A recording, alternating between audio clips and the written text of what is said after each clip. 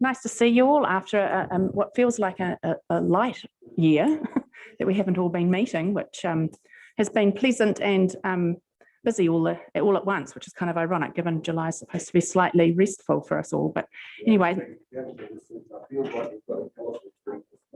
absolutely, it's often the way, isn't it? If you stop working for a little bit, it just mounts up on you, and there's just more to do when you return. So I have that sense myself. So welcome everybody. Good morning to an exceptionally large agenda today for the Strategic Planning and Policy Committee. Obviously, we're dealing with a couple of policy and one bylaw changes, so hearings. So we'll deal with those as we track on. But as is our usual practice, we'll kick the meeting off with checking whether we have any apologies. I see Mariata hasn't arrived as yet. Has anybody heard from her? No. Okay. On the basis that they have no apologies, we'll move on to the next agenda, the disclosure of members' interests. Are there any? I've not been made aware of any. No? Excellent. Late items. Again, I assume that there are none. I'm not aware of there being any. No late items. Then we move to the confirmation of the order of the meeting. Lou, you happy to move that? And Bruce, you'll second that. All those in favour say aye. Aye. Against? Carried. Wonderful. That's that done. And then we move to the confirmation of minutes of the 1st of June, our meeting then. So as is our practice, I'll just flick quickly through the pages, calling the numbers out on our agenda. Raise your hand or make yourself be known if you've got an issue with anything on that page. Pages 8 and 9, 10, 11, 12 and 13. Claire. Yeah, just item 9 about the Memorial Park. Could we have that as Te Awamutu Memorial Park on page 11? And also just in the first line, it's in the present tense. The purpose of this report is to seek council adoption, but it really should be the purpose was to seek, yes, as a minute. Yeah. We've got those clear. Excellent, thanks for that, Claire. And 12, 13. You're happy to move for me, Roger? Claire, you're second. All those in favour say aye. Aye. Against? Carried. Fantastic. Like us all, we're getting bombarded with emails flying into our accounts here. So then the next confirmation, so hold on, we have an extraordinary meeting there too. The 15th of June meeting. So we'll do the same thing there with pages 15, 16, 17 and 18, the adoption of the LTP. Andrew, you happy to move? Alwyn's happy to second. All those in favour say aye. Aye. Against? Carried. Actually, just before we move on, I thought, Debbie, we have a new staff member who I think it's probably appropriate that you introduce to us all before we move on. Sorry, I meant to do that before we started the substantive agenda. Morena, everyone. Just wanted to introduce Hannah Blake. So Hannah's our new communication and engagement manager. I'm very excited to have Hannah on board. This is only day 2, so she's just getting her head around the organisation and who everyone is, but just wanted to let you know who she was.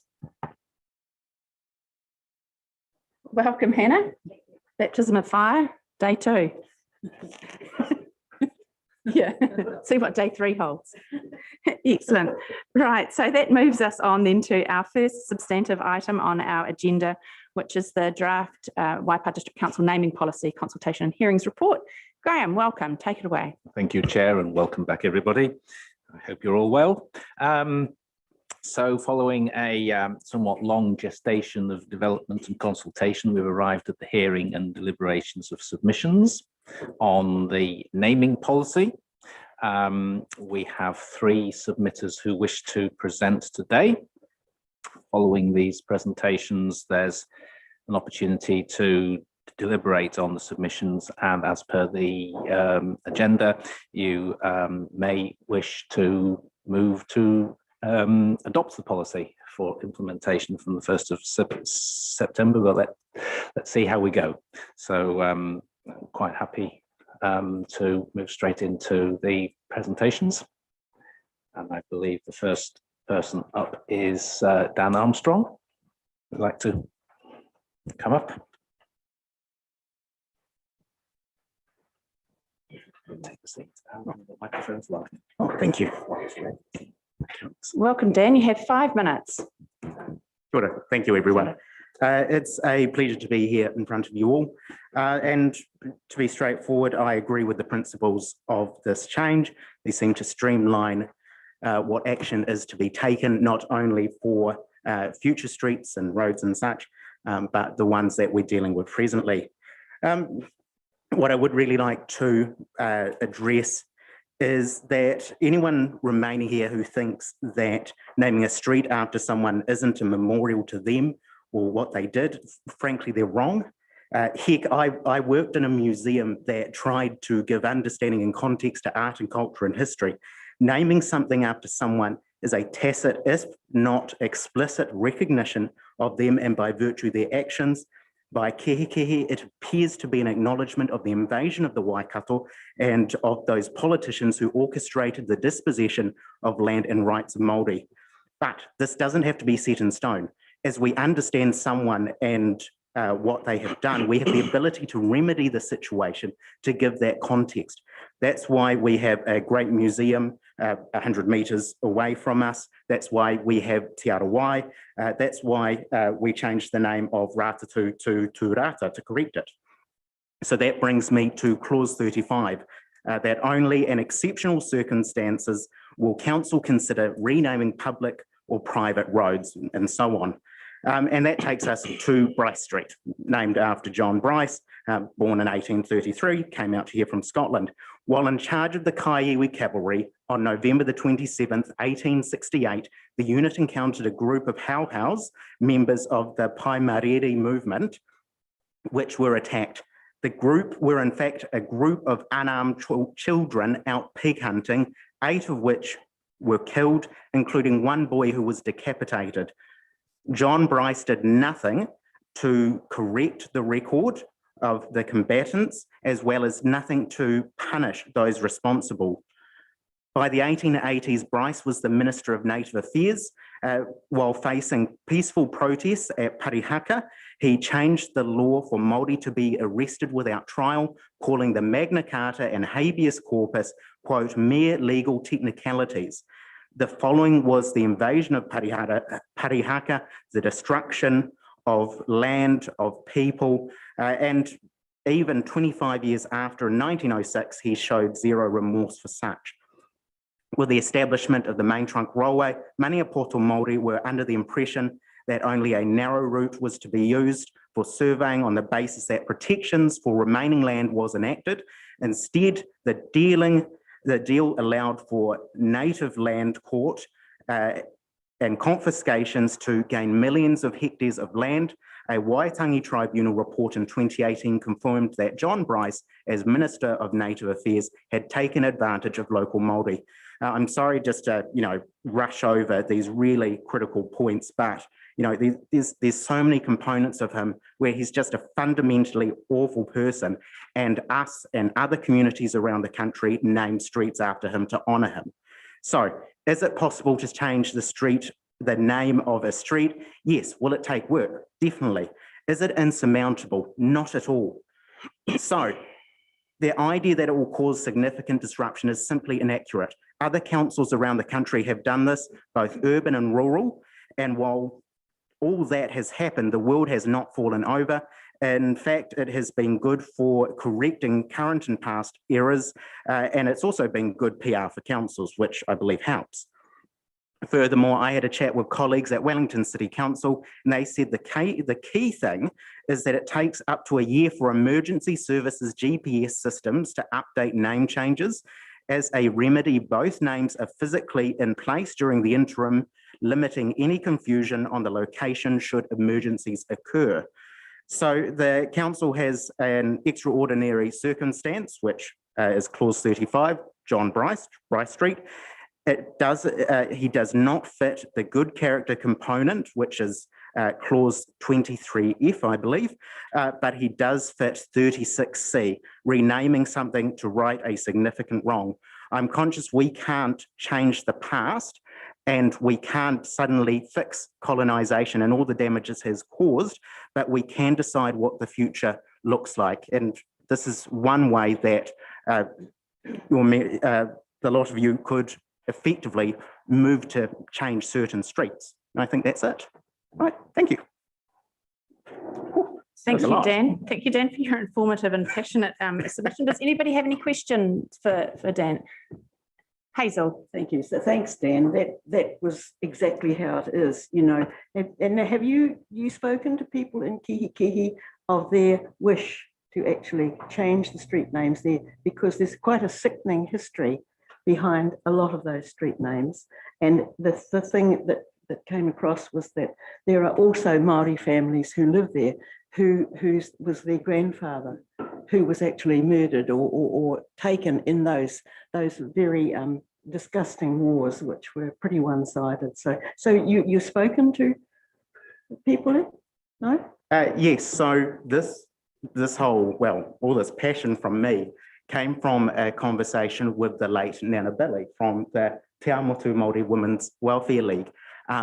And her and I sat in her office, it would have been probably about 2015, and she took me through the history of the streets, not just the names of them, but the stories of rape and violence and incredible harm, not just to the land, but to the people in this community. And while she isn't here to speak, because she passed several years ago, and I don't claim to speak for anyone else, just for myself, that reality can't be overlooked, and not just within the letters to the editor, but yes, continuing conversations at the Māori Women's Welfare League and with colleagues. This is an issue that keeps being raised here. Thank you. Jim. Madam Chair, look, Ben, thanks for that information. But just in terms of the naming policy that we're establishing, we want to establish a policy so that we can address the issues you're talking about. So there's nothing in this policy that runs contrary to what you request. That seems to me it's the next step. So we're going to establish a policy now that then we can look at those issues that you've raised. So the question I've got is there anything in this policy that runs counter to what you're trying to achieve? That gives us the opportunity to address the matters you're raising. Do I press a button? Yeah. Oh, perfect. Thank you, Your Worship. Effectively, what's covered in the policy sets out that path forward, as you state, but in the previous policy, that opportunity existed and it wasn't acted upon, according to council staff that I spoke to at the time. So what I think is this isn't just the next logical step that comes the 31st of August. Someone like me or anyone else raises a formal issue as a resident of the Waipa, but the council moved to take this extra step while they're having this deliberation, because it's clearly clause 35 worthy from the outset. Any other questions there? No? Great. Look, thank you very much, Dan, for your time and the information you provided us today. Next is Miss Robina Watson. Robbie. Welcome, Robbie. Take a seat. You have 5 minutes, but obviously I'm not going to throw you out if you go over. I use Robin too, please. So, best forgotten the other bit. Marina, good morning. I'm Robin Watson. My husband, John Watson, is a third-generation farmer from Mangatatri. Our farm and extended family have grown up in this wonderful, though small area, rich in community spirit and local history. Though we have moved away, we still reside in the Waipa area. I'm speaking on behalf of past and present folk from the Mangatatri district who were never consulted about road names. Everyone consulted were in favour of the proposed naming policy and its adoption, but support option 2, an amendment that accounts for points raised by submitters, for example, road names named or changed without local consultation. We have a particular interest in the policy, having petitioned the government for a name change in the Mangatatri area. This was declined by the Waipa Council. Having read the minutes of the council meeting that declined the initial petition for a name change, we felt the decision was made by councillors mostly from the Te Awamutu areas with no real knowledge of the Mangatatri area or community who were never included in the process.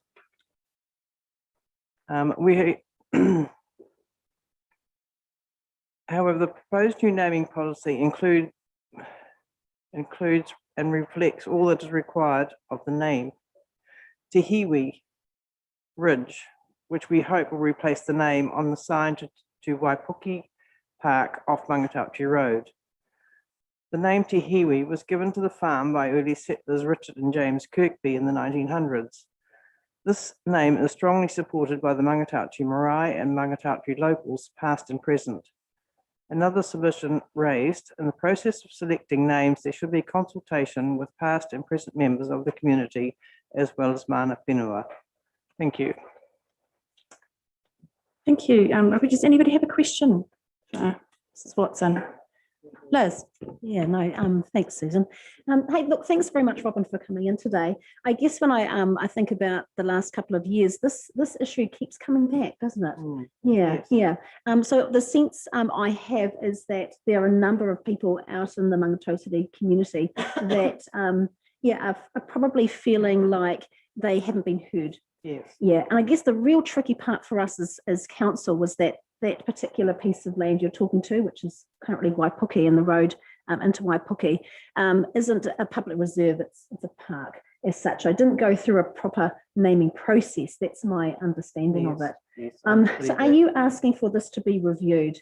Is that, I guess that's what I'm hearing, that you'd really like mana whenua to be involved and for us to really go back out and reconsider this? Well, were they not considered for the name Waipuki? Yeah, the Waipuki, the park itself. Yes, correct. Yeah, they were. In fact, that name came from mana whenua. Is the road not an official road? Is that what you're saying? Correct. Correct. Yeah, it's not an official road. So we haven't. Will it ever be? At the moment, we haven't any plans to make it an official road. I'm speaking here. Probably should be Graham answering this question, but my understanding is that it isn't an official road.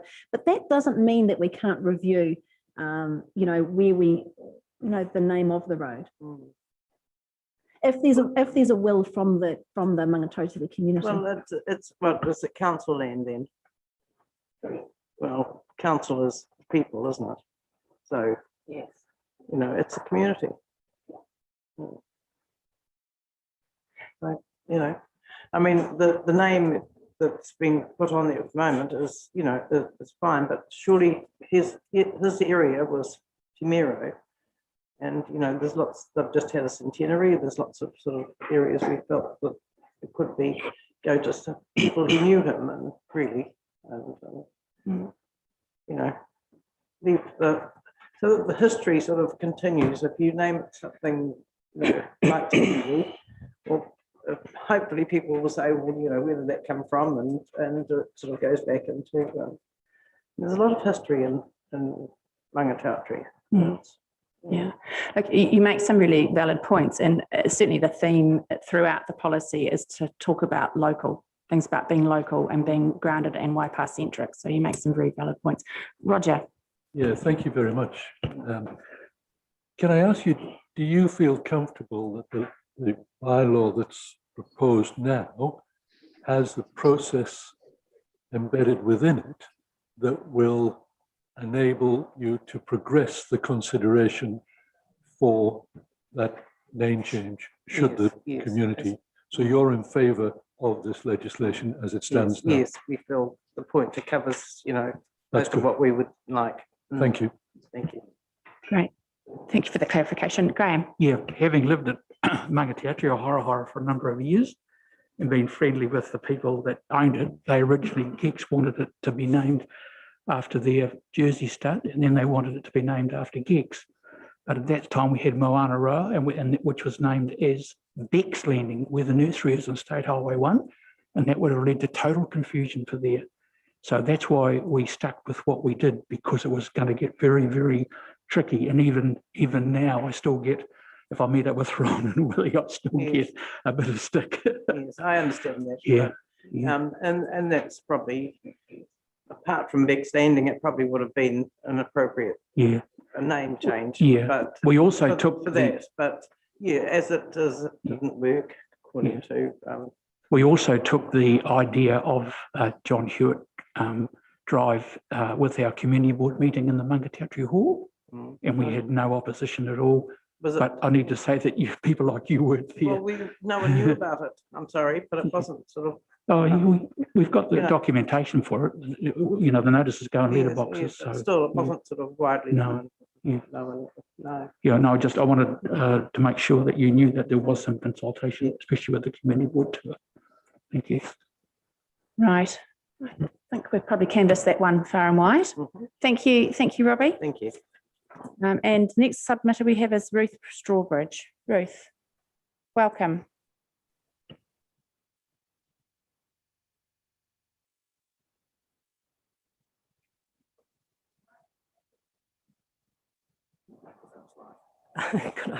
I'd just like to thank Graham because I was a late submitter. I was absolutely adamant. I ticked the box to say I wanted to submit, but he said he had the papers in front of him and couldn't see a yes tick.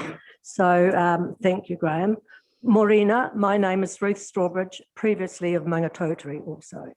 My father-in-law was born there in 1904, so we have a long family history going back. I was one of the submitters to the draft naming policy, as well as other past and present Mangatotari residents, mostly so we would be offered the opportunity of speaking about the request in 2019 to rename the road leading to Waipuki Park in the Mangatotari area. Currently, it is named John Hewitt Drive after a former mayor. While we acknowledge that John Hewitt was strongly involved in the Cambridge area, including being mayor, his place of residence was always at Te Mero. We feel very strongly that John Hewitt Drive be relocated to a more appropriate location and are happy to discuss with council options. I understand that there were 17 submitters and 11 of those, while supporting the draft naming policy, feel strongly that heritage in an area should be included in the naming criteria, and that when there was insufficient consultation at the beginning of the process, then there is an opportunity to discuss renaming. This is what we're asking, and that's why we hope you will vote for option 2. We strongly support changing the name from John Hewitt Drive to Te Hiwi Drive, which was the name of the Kirkby farm. I've spoken with the 3 Kirkby girls a number of times who have given me some history of the land. Richard and James Kirkby purchased that land in the early 1900s and named the farm Te Hiwi, meaning the hill or ridge.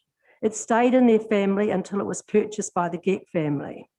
A summary of this history was sent to Ellen Livingston, who was the mayor at the time of the purchase, by Heather Old, the eldest Kirkby daughter, in 2004. So when the land was developed, she sent this information to the council so that when the land was developed and maybe there was discussion about naming, that the council would have the history of the farm and the Te Hiwi. So they would have information available. Heather suggested to the council at the time, Te Hiwi may be an appropriate name for any roads through the park. I know this is past and we're past and past, but she wasn't acknowledged. It was never acknowledged. She got an acknowledgement, nobody ever replied to them to let them know that there'd been discussion and that the name of the park was going to be Waipuki or anything else. So until I talked to them a couple of years ago, they had no idea. They were all out of the district too. So I was able to tell them that it is Waipuki. All Kirkby girls are fully supportive of the name change and are delighted that we continue to pursue this matter with the Waipa District Council. From notes I obtained, and Liz has just discussed this, from the council meeting of the 24th of September 2019, the team leader development engineering indicated that this is not a public road, but rather a fee simple block of land, which was not classified under the Reserves Act. She stated it is council land and the decision was for the council to make.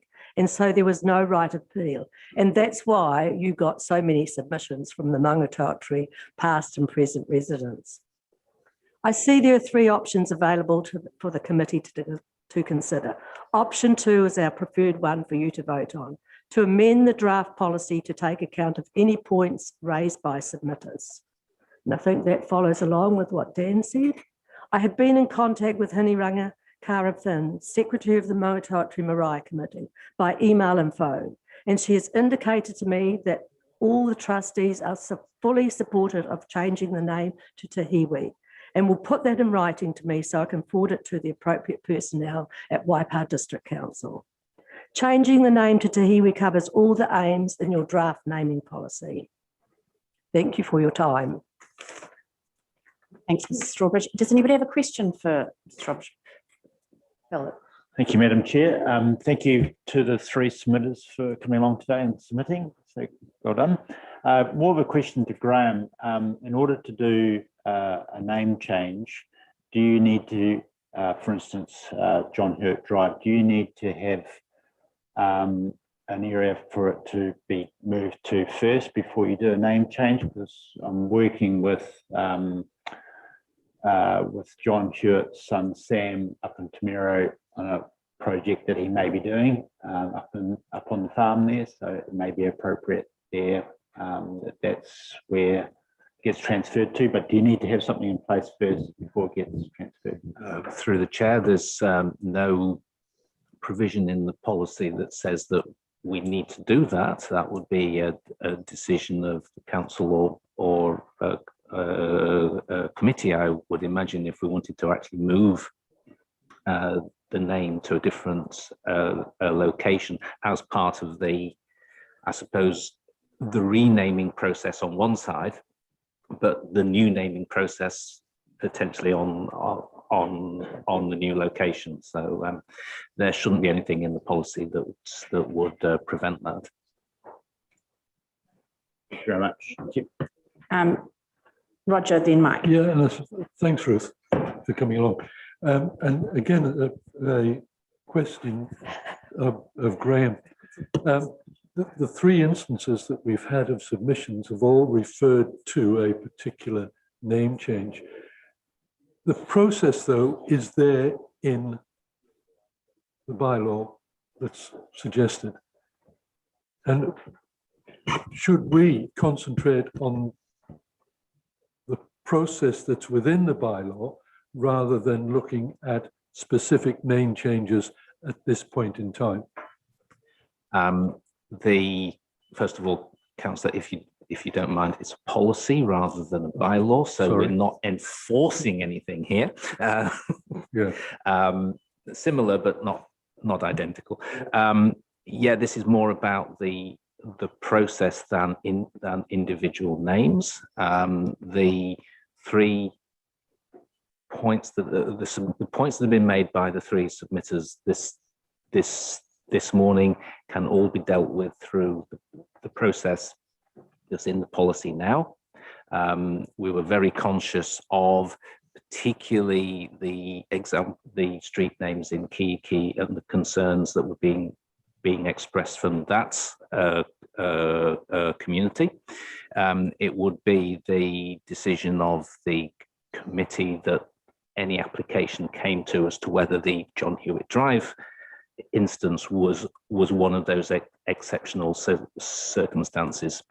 But what we didn't want to have is anyone who didn't like the name of the street they were living on from wherever they were in the district to be able to just come forward and say, oh, can we change the street name, please? Because we'd be forever doing that if that was the case. So we think we've got the balance between those two. Yep. It's the policy that's up for discussion. Further to that, my understanding of this proposed policy is that the local community wish would be strongly considered in any either new names or change of names. That one of the strongest factors is the local community view. Certainly when you come to renaming, bear in mind that very often if you're looking at residential streets or even commercial streets, there are people that have got addresses there, changing addresses, every time you move house, all the rigmarole you have to go through and letting everyone know you've changed address. That would apply for everyone on that street if there's a change of name. So the community interest is very important. Yeah. Thank you. Mike, did you have a question or a comment for Ruth? It's more just a technical thing. Just if Dan's correct, I can just see some issues around that 1 year thing with this with the ambulance and fire brigade and police sort of thing, that transferring a name to another street where you've got both the streets happening at the same time. I'm not sure how that would work, but maybe something, Graham, that you could investigate. If this thing of Phil's is a possibility of transferring John Hewitt Drive up, say up to Tomato, if it was feasible, but having in their system, effectively, both these streets would be named the same thing for a while. I'm just not sure how that would work. Yes, thank you for raising that point, Councillor. But I'll raise these points with my colleagues and with Councillor Coles if there's a possibility of resolving this issue in a different way. Yeah, if I could just remind everybody, we're dealing with the policy that's before us and not any substantive name change in respect of either John Hewitt Drive or streets in Kihikihi. From my reading of this, this actually empowers people in the community to actually hang their hat on a reason to petition us or to apply to us for a change. So I see this as an empowering policy for yourself, Ruth and Robbie, your Mangatautari people, and for people in Kihikihi. So Lou, did you have a question and with specific reference? Just a clarification, if you don't mind, through your chair, just for Mike. For civil defence at the moment, we're actually looking at using a location, a digital location. So team road names are no longer as vitally important because we've got a duality of road names throughout the district. And so we're actually looking at that as a method of locating emergency services, etc. So I just want to clarify that a little bit. So the road change, name change will not be relative to that emergency services so much. Graham, last question. Oh, sorry. Graham. I've got a feeling that Phil's going to put himself in a difficult position. He's talking to Sam Hewitt, and I think that he might need to not be promising or saying anything because the Hewitts need to be treated with the respect and go through the proper channels to get how they feel about what might happen. Yeah, I hear you, Graham, but I think we just need to be brought back to the fact that this is actually a policy discussion. It's not about specific roads, and the issue in respect of Councillor Coles and the Hewitt family perhaps could be taken offline, and certainly a word of caution obviously expressed here by Councillor Webber, which is probably quite right in the circumstances. So if they have any questions of Mrs. Strawbridge that have specific relevance to the policy at hand, ladies, Liz and then Claire, or Claire then Liz, either or. Thanks. It's really great to have you here and raise these issues, which I think we should take seriously. But my question, I guess, or it's a general one, because I'm looking at the staff response, okay, to these suggestions. And I was actually going to pick on Dan's one, but Robin's one is probably better as well, which is that council does not have the resources to review the names of existing roads across Waipa. Council is also not resourced to rename in exceptional circumstances, okay? And it's time consuming and expensive. Like, it sounds like the answer is no. So I would really like a review of the staff response to these particular submissions, because I would like to say that council would put in place a process where such requests could be considered with community input or something. I think that's a really valid observation and comment to make, Claire. I had made little comments on my pages here too. Liz. I think, yeah, I'm following along the same theme as Claire here. So I think that the people we've had submitting today are here because they have tried before and have not been successful. So I agree the responses are not appropriate. We're talking about, I think that the two, the Kiki and the Mangatautari, those are really just the two key ones that we've been hearing for a little while.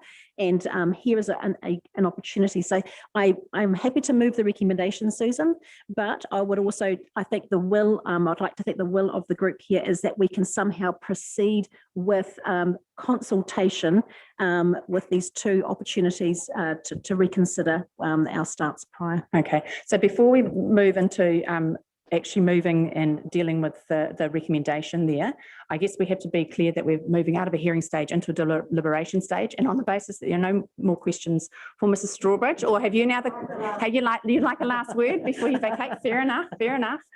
Because I printed what you're talking about, the submissions and the, I don't know who wrote the advice to council, the one next to Helen Hicks, it says, council has spent many staff hours on the issue of naming John Hewitt Drive. Well, I'm not sure who they spent them with. They certainly didn't spend them with the residents of the Mangatautri past and present. We've had several informal meetings, Moz, probably with Liz, and I think Elwyn's spoken to Helen Hicks a number of times, but we certainly haven't taken up. You might have had staff hours spent in council or in meetings, but certainly not with us. Okay, thank you for that clarification, and thank you for your time. Thank you. So I guess if we can just move now into the deliberation phase, and if we've got any more discussion to be had around this naming policy and how we deal with it, I agree. I'll put my opinion out there before we kick it off. I agree totally with what Claire said, and on that basis, I would suggest we amend the paragraph 2B, which says that we receive in accordance with the staff responses attached. Do we have an ability, Graham, to be able to go ahead with receive and consider, hear and determine and endorse this policy and park up the issue in terms of the staff responses, to go and have some rework done of that and then move and do that afterwards? We can, but can I come back on that response? You can please? indeed, unless you want to change it now. Because the point is that we do not have budget at the moment to do a whole-scale review of street names. That doesn't mean to say we can't make future provision for that, but it is expensive, and there's no current budget, I am advised, for that, and certainly not to then go out and start, as some submitters have suggested, that we then start proactively looking at street names and whether they should be changed or not. So basically the process was envisaged as, if the community come to council and apply to rename, then we can take that on board. We can look at the budgets and the timings accordingly. So that was the intention. It wasn't to say we can't do it, there's no budget for it, so therefore it isn't going to happen. It's just that we haven't got the provision at the moment to do it proactively. So is it possible that we can amend those response to that effect now? So for example, instead of saying council doesn't have the resources to review the names, maybe it could be council does not have the resources to proactively undertake district-wide review of names. And implicit in that is that we still have the capacity here to respond to application from residents and one-off occasions, because it is exceptional circumstances. It makes it pretty clear in clause 35 to me. Jan, to put it on the board, because you want to change your resolution. No, it's not the resolution, it's the staff responses. Okay. The resolution is linked to the staff responses because we're endorsing those staff responses. And I guess I think there's a sense around the table that those responses as they currently stand are inappropriate. If we just need a little bit more clarification, we're happy with those recommendations subject to that change in those responses. Claire? I've got a suggestion using the staff response that's on page 27 of our agenda. In the top right-hand cell, that's renaming streets as time-consuming, but then at the end, the policy proposes to limit renaming to certain circumstances, but the final decision on renaming ultimately rests with council.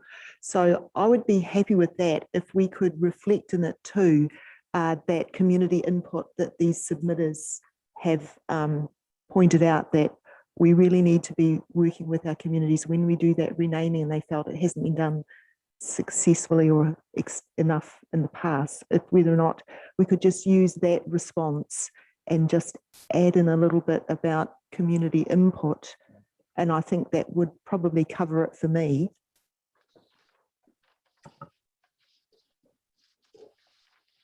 Yes. Through you, Madam Chair, I do believe that there would be a change required to Part B of the resolution to reflect an amendment to the staff responses to submissions. So that wording should be reflected in Part B, and then the detail of that response provided. So, for example, it will read, receive, consider, hear and determine pursuant to section 83 with staff responses attached to Appendix 1, subject to the following amendments, and then the wording specified. Okay, I'm comfortable with that. Jenny, are you able to magic that up, or is that a bridge too far right now? Okay. Andrew and then Hazel. In the meantime, I just want to clarify that we don't need to go with option 2, and that in fact the current policy does enable us to do what Submitter Strawbridge has suggested without changing the actual policy. So that's the first thing. Yes, agreed. Okay. I think that's a sense around the table. Yes. So the second thing is I fully acknowledge the point staff have made regarding the budget and time involved in name changes because they are not processes you can rush in most cases. There will be opposing view or different views out in the community. But at the same time, this is an important topic, subject, and one that needs council does have to address. We're going to have to budget for it in both money and hours. But yeah, like a lot of council process, not going to happen overnight. But I think we do need to make the commitment to push this forward. Yeah, thank you. Thank you, Andrew. Anybody else have any? Oh, Hazel. That was really what I was going to say through you, Madam Chair, because I think that the importance of this is not to be missed. You've listened to some people today who actually know the history of their area, and we've been ignoring it.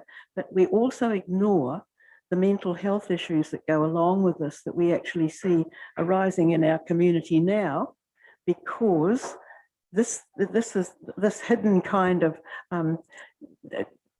marking of the wrong history of the place is actually having a really bad effect. And I think that to move forward with a lot of, and so therefore I would like to see some urgent funding put into this so that it's not treated as something, well, we'll do that, you know.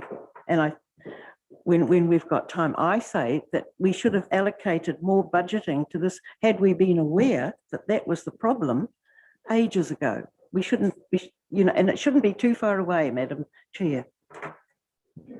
Thank you, Hazel.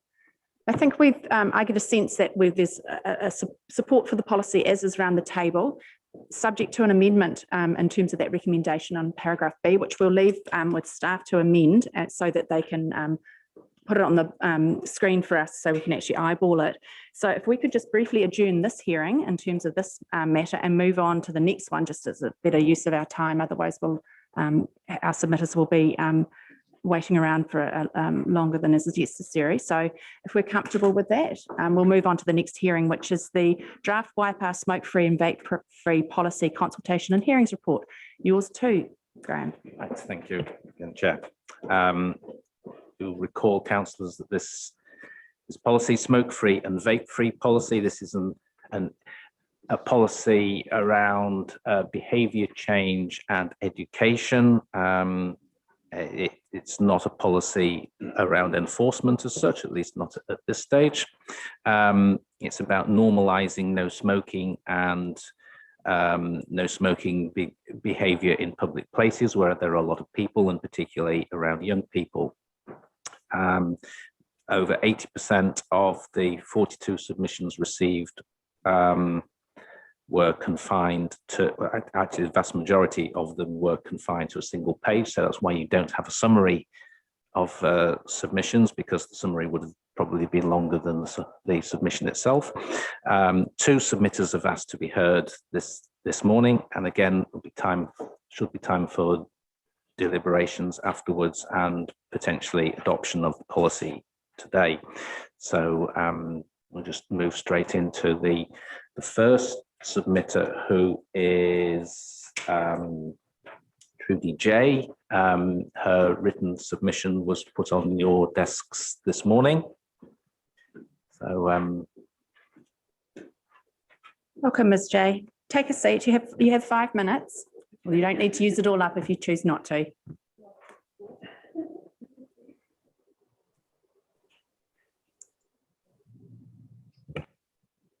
it's live. Oh, that's okay. It doesn't sound loud. Okay. Good morning, councillors. I'm here to oppose the proposed smoke-free and vape-free policy. My freedom of choice, legal right to smoke freely, but with respect to others, will be taken away. Smokers already get penalised enough by the high-cost medical picks on packets, not on alcohol products. Why not? And the general public's views on smoking. I choose to smoke instead of consuming alcohol and drugs, so I could be in complete control of myself and not doing any harm to anybody else, both mentally and physically.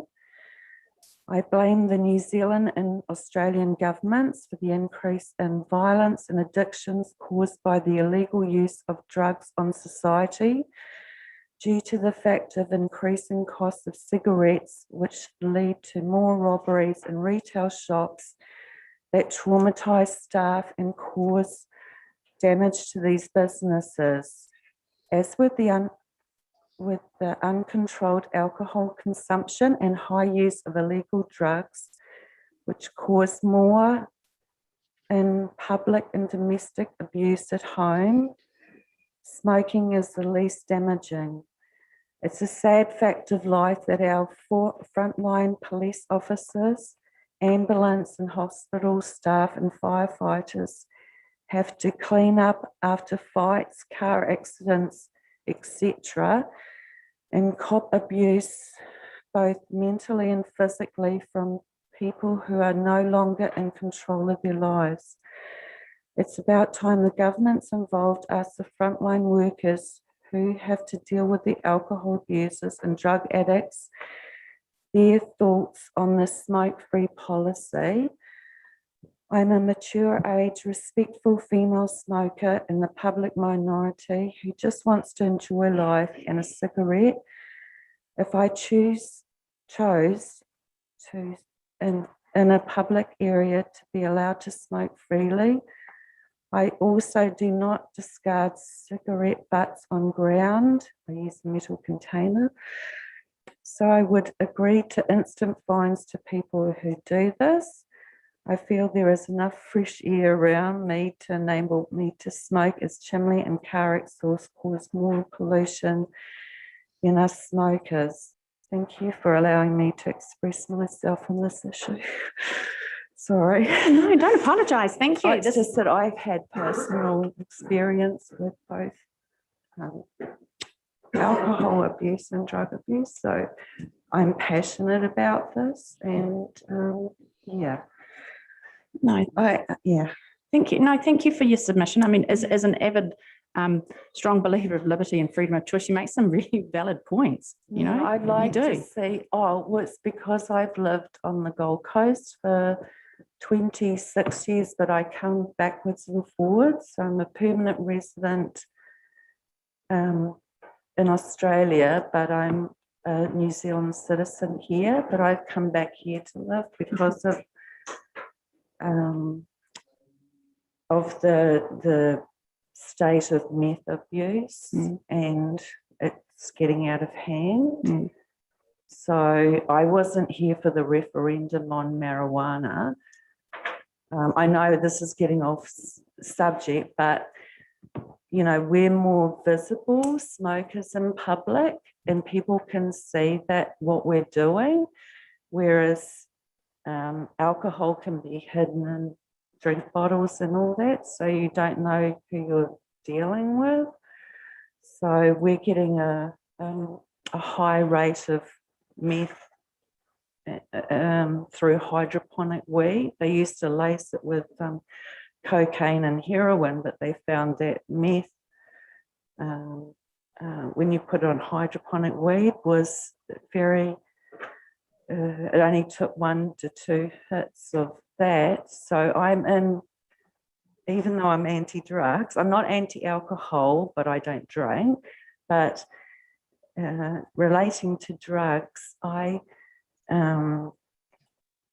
would like to see more emphasis, like to ask, because I've actually been in, I watch all the programs on TV, you know, police and ambulance and all that, and I'd love to get their opinion on this policy, seeing where you know, at least when you're smoking, you can be seen. Not, yeah.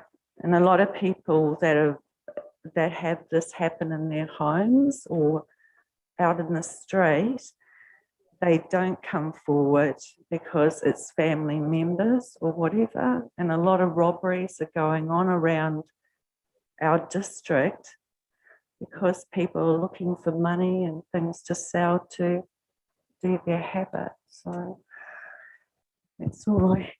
No, thank you for enlightening us. Does Yeah. anybody have any question there for Ms. J?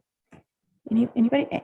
Andrew, do you look like you might say something? Question really. Look, you know, I take your point about alcohol in particular and drugs and Yeah. etc. But this policy is simply about smoking. Oh, So- yes, I know that. I was trying to give a different points of view of that alcohol is legal, drugs aren't, but alcohol is legal. But people can be out on the street drinking and you wouldn't know because it's in water bottles, it's in steel bottle. You know what I mean? Yeah, no, look, I But take, like I smoking say, is I take that visible. point, but it's Yeah. actually not relevant to the policy that we're looking at here. Yeah. But it's, yeah, I mean, I certainly take the point. Yeah. Yeah. Thank you. Any other questions for the submitter? No? Hazel. I might suggest to you too that, and coming from a registered nurse's point of view, who actually nursed cancer cases in hospital. Oh, yeah. I would say, I would like you then to present us with some kind of evidence when you come again, because I'm sure that we'll see you and I'd be delighted to listen to you. Yeah, of course. Oh, You've got your own point of view. I just could have think- gone down that medical line. My father gave up smoking when he was 30. I mean, back then and during World War II and all that. And he gave up smoking, got married, and he died of throat cancer when he was 80. So it's not always related to smoking. There's other things like car exhaust and people spray chemicals around their house. So it's not just on smoking and medical issues. So that's why I didn't sort of bring it up. So, yeah. Okay. So thank you. Thank you very much for your time. Okay. And our next submitter then on the smoke-free and vape-free policy is John McDonnell. John, welcome. Thank you. Morena. And thank you for the opportunity to speak to you today. My name is John McDonnell. I'm the Deputy Principal at Cambridge High School and have been for 13 years. Prior to that, I was Assistant Principal for 7 years at Wanganui High School and teacher there. So I've been in the education sector for 25 years and I had my own business for 23 years. I think I'm one of the luckiest people in the world actually with my job in pastoral care and guidance, dealing with our youth on a daily basis, 7 days a week. It's absolutely fantastic. And I'm really pleased to have the opportunity to, one, read the proposal and policy that you have together on smoking and vaping. Obviously, the inclusion of that word vaping has really triggered my response because I'm very passionate about vaping and non-vaping. And I would like, please, to encourage you to consider and take into account the observations that I'm going to share with you when you decide the final policy and the proposal. I know I've only got 5 minutes to encourage you to stop the availability through the proposal of vaping devices and vaping juices to our youth. Over the past 5 years, this has become an epidemic in schools, not just Cambridge High School, every school in New Zealand, and from the age of 10. The 5 effects that I see on a daily basis, and this is a daily basis, is non-engagement, low attendance, addiction to nicotine, mood swings, and generally the health and well-being of our youth. And not to say the ones that lead to further substantive use other than vaping, 50 mg. It is rampant. There are more youth on a daily basis being identified vaping than there are positive COVID in MIQ. Nothing. Absolutely nothing is being done to address the cause the shops and the dairies who supply the products. As a school, we are just dealing with and doing our best to manage the results. The results of the shops having absolutely no concern for our youth and selling them vaping products. You might say, how do you know? I'll tell you how I know. The students tell me. That's where they get it. Contact Quickline, you might say. You've done that, been there. Sorry, sir, is the answer. We do not have any data. However, we do encourage vaping for people who are smokers. I've got the data, like I said, the non-engagement, the lack of attendance, the addiction to nicotine, the mood swings, the health and well-being of our youth and their relationships with their caregivers and families is being compromised. The cause, in my view, is the point of sale. And I'm suggesting to the Waipā District Council that you're brave and you maybe even look at amendments to this draft, or it's actually the policy proposal, by leading the country to stop the avalanche of this scourge, in my view, towards our youth. And we must stop the cause. I've looked at the recommendations and I note in there was one that is recommended by council, and all I would suggest, if that's what does go ahead, that please you look and you have a good look at the emphasis on monitoring the sellers. And there's note in there, but I would suggest you look closely at that. I brought along with me today vaping devices. There is $4,000 worth of vaping devices and juice in this bag. Not one of those devices and not one of those packets of juice belongs to anyone older than 16. Not one. Now, I don't have them all because I can't give them back to the students because they're not 18. Some parents come and pick them up and hand them back to them, I suspect. But there's over $4,000 worth in there. That bag's quite heavy. It wasn't my shopping list. So what I'm suggesting, please, to the Waipā District Council, please be brave. Be leaders in the community and the country to stop the supply of products to our youth in our community and address the cause of vaping, the scourge, and that is the supply. Our youth, 23% of our youth in the Cambridge-Waipā district, 23% of our population in the Cambridge-Waipā district are our youth. Don't lose sight of that, because they are 100% of our future. Now, I'm very passionate about it. That's all I've got to say. I'm happy to answer any questions. I could go on for 5 hours, not 5 minutes. But please, we are only at schools dealing with the result. And we need someone, some organisation, some government department to actually look at the cause of it. And that is the point of supply and sale. If anyone had any questions, I might have about 30 seconds left. No, thank you, John. Look, I think Liz has a question for you. Thank you, John. I could spend 5 hours on this subject matter as well at the moment. So you're absolutely right. Our youth are the most vulnerable. We know that they have undeveloped brains, and this is becoming an epidemic. I see it with my own eyes, and you see it even closer because you're with the students every day. I think our council has taken, I guess, only the first step, and that was including vape in the first place, because it was just a smoke-free policy. So really, really pleased to have included that.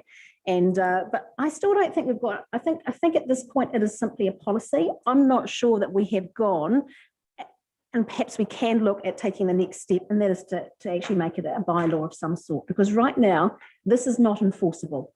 And I don't know if that's clear amongst the councillors in our community.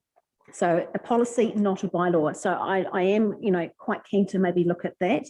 The other thing too, I think is really important is that on ministry land, schools, obviously you will have your own policy around what's accepted on your land.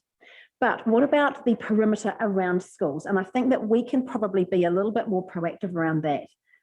So, outside the school gates, the roads adjoining schools, I would really be interested in your thoughts as to whether we can include that as well as an option around excluding in our policy. So I'm interested in your thoughts around that.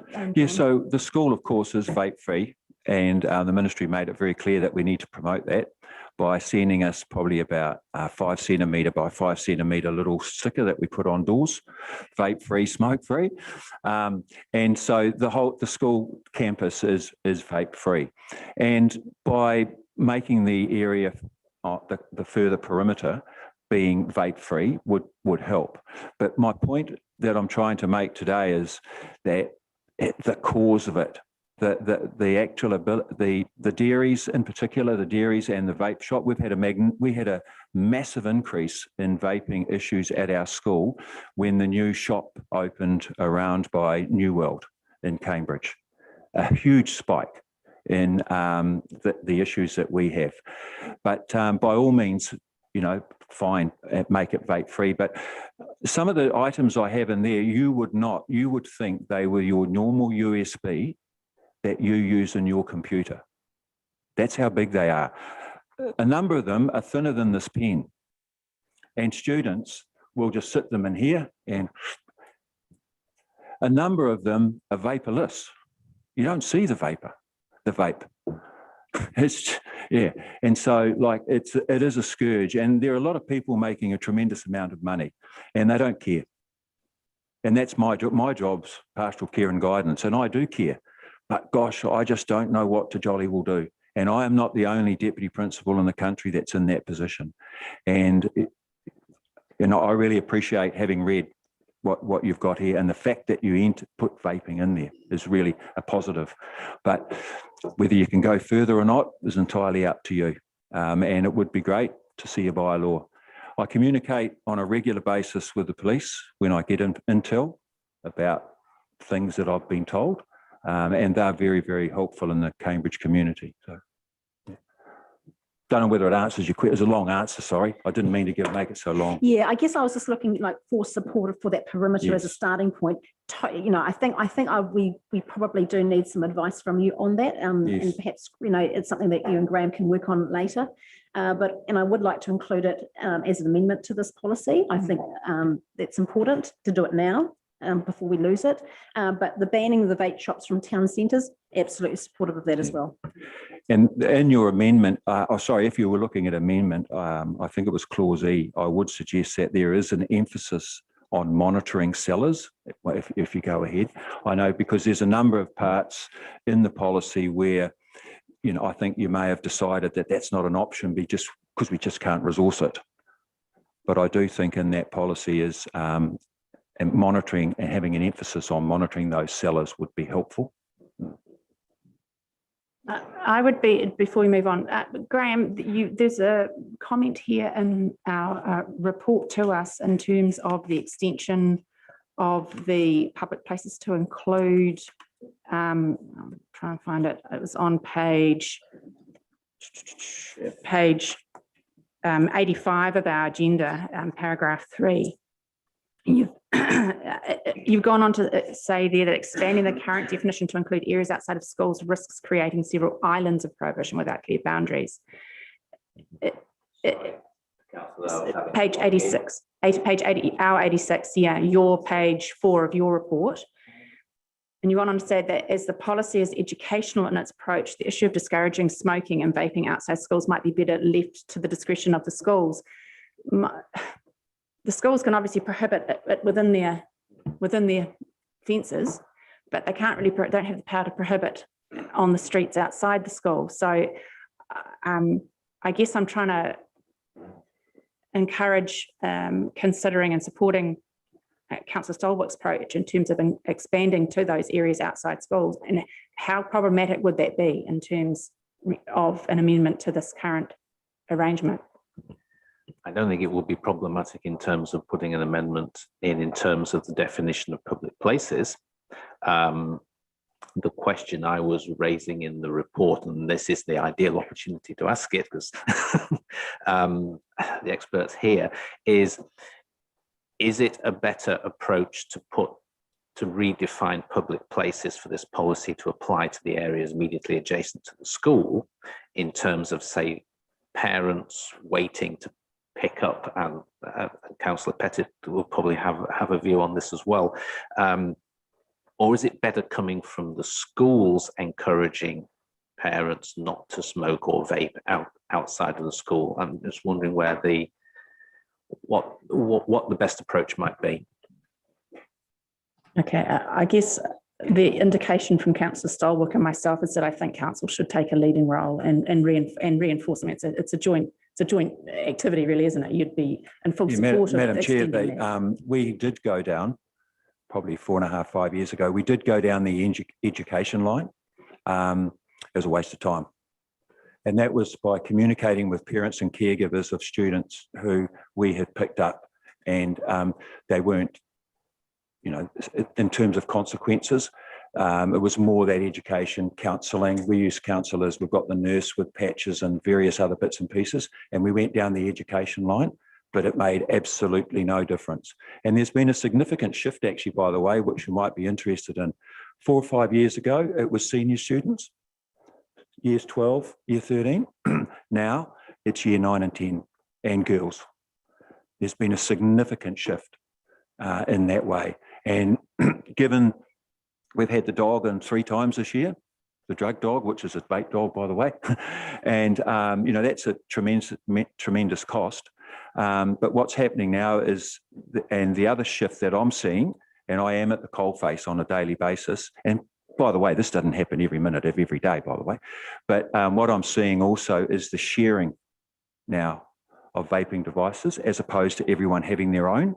They're actually sharing one particular vape device. And that's one of the reasons for that, is because the cost of the pod is getting more and more expensive. And just lastly, be aware that if I was speaking to Quitline and they were asking me to stop, and they were trying to encourage me to stop smoking, they would generally start me on a vaping juice of about 40 mg. And then they'd slowly reduce me down to nothing, so that I was, you know, and to reduce that harm. We're having students that, and I have packets in here of 60 mg. And as an example, that is approximately 2 packets, the nicotine level of 2 packets of cigarettes. So hence why they're addicted, hence why they're not engaged, hence why they're up in arms. So, Yeah, so I take it you need more of a prohibition approach to be supported, because the educational approach didn't produce the results you needed, right? Jim, I think you had something to say, then Roger. Oh, well, thanks, Madam Chair, and thanks, John, for coming along. And this problem almost goes back to introducing stoats to control rabbits and the problems that that's caused. And it appears to me that we could consider, obviously we need a policy, but we need to go further than that. And I don't think going down the bylaw track would actually be a benefit, because they're a legal product to people over 18, I presume. I think from a council point of view, taking on board the submission, we really need to be more proactive in lobbying central government actually to prohibit these things, apart from sort of a medical reason to get people off, legitimately to get people off smoking, but to sell them as a recreational product in the community is almost as bad as the problem we had with legal highs. So look, I'm in favour of the policy and maybe with the tweaks that we're talking about, but from a local government perspective, this really needs to get ramped up, go through local government New Zealand and start lobbying central government to actually prohibit the sale of these in a recreational form through the dairies and everywhere else where they're getting them, and almost have it as a prescription type medicine rather than a recreational medicine. So look, I've got no problem with the policy. I don't think we would be able to enforce a bylaw because they're legal, and it's an ultra vires. If we try and make a bylaw that runs contrary to a statutory provision, it wouldn't hold any force. But that shouldn't mean we shouldn't start actively promoting through every channel that we can to actually get them prohibited. And I'm not sure who actually enforces the control of sale of these, which government department is, but we need to be lobbying them to prevent them selling to people. Is it 18? 18 and under. 18 and under. You can't. So somebody needs to be out there enforcing that, and we can actually lobby whichever government department that is. I don't think it's the police, but I'm not sure who it is. I don't know if Graham knows. Internal Affairs. So I think we need to probably be doing more than the policy is a good start, but it's not going to solve John's problem, that's for sure. Yeah. Roger, does anybody have any questions for John? I'm just mindful of the time, and I'm also mindful of wanting to adjourn this matter, deal with the next hearing because we have somebody waiting on Zoom. So if these questions are specifically directed at to John about his views, far away. If not, hold your peace and we can deal with it when we return to this in the deliberation phase after morning tea. Yeah. Roger.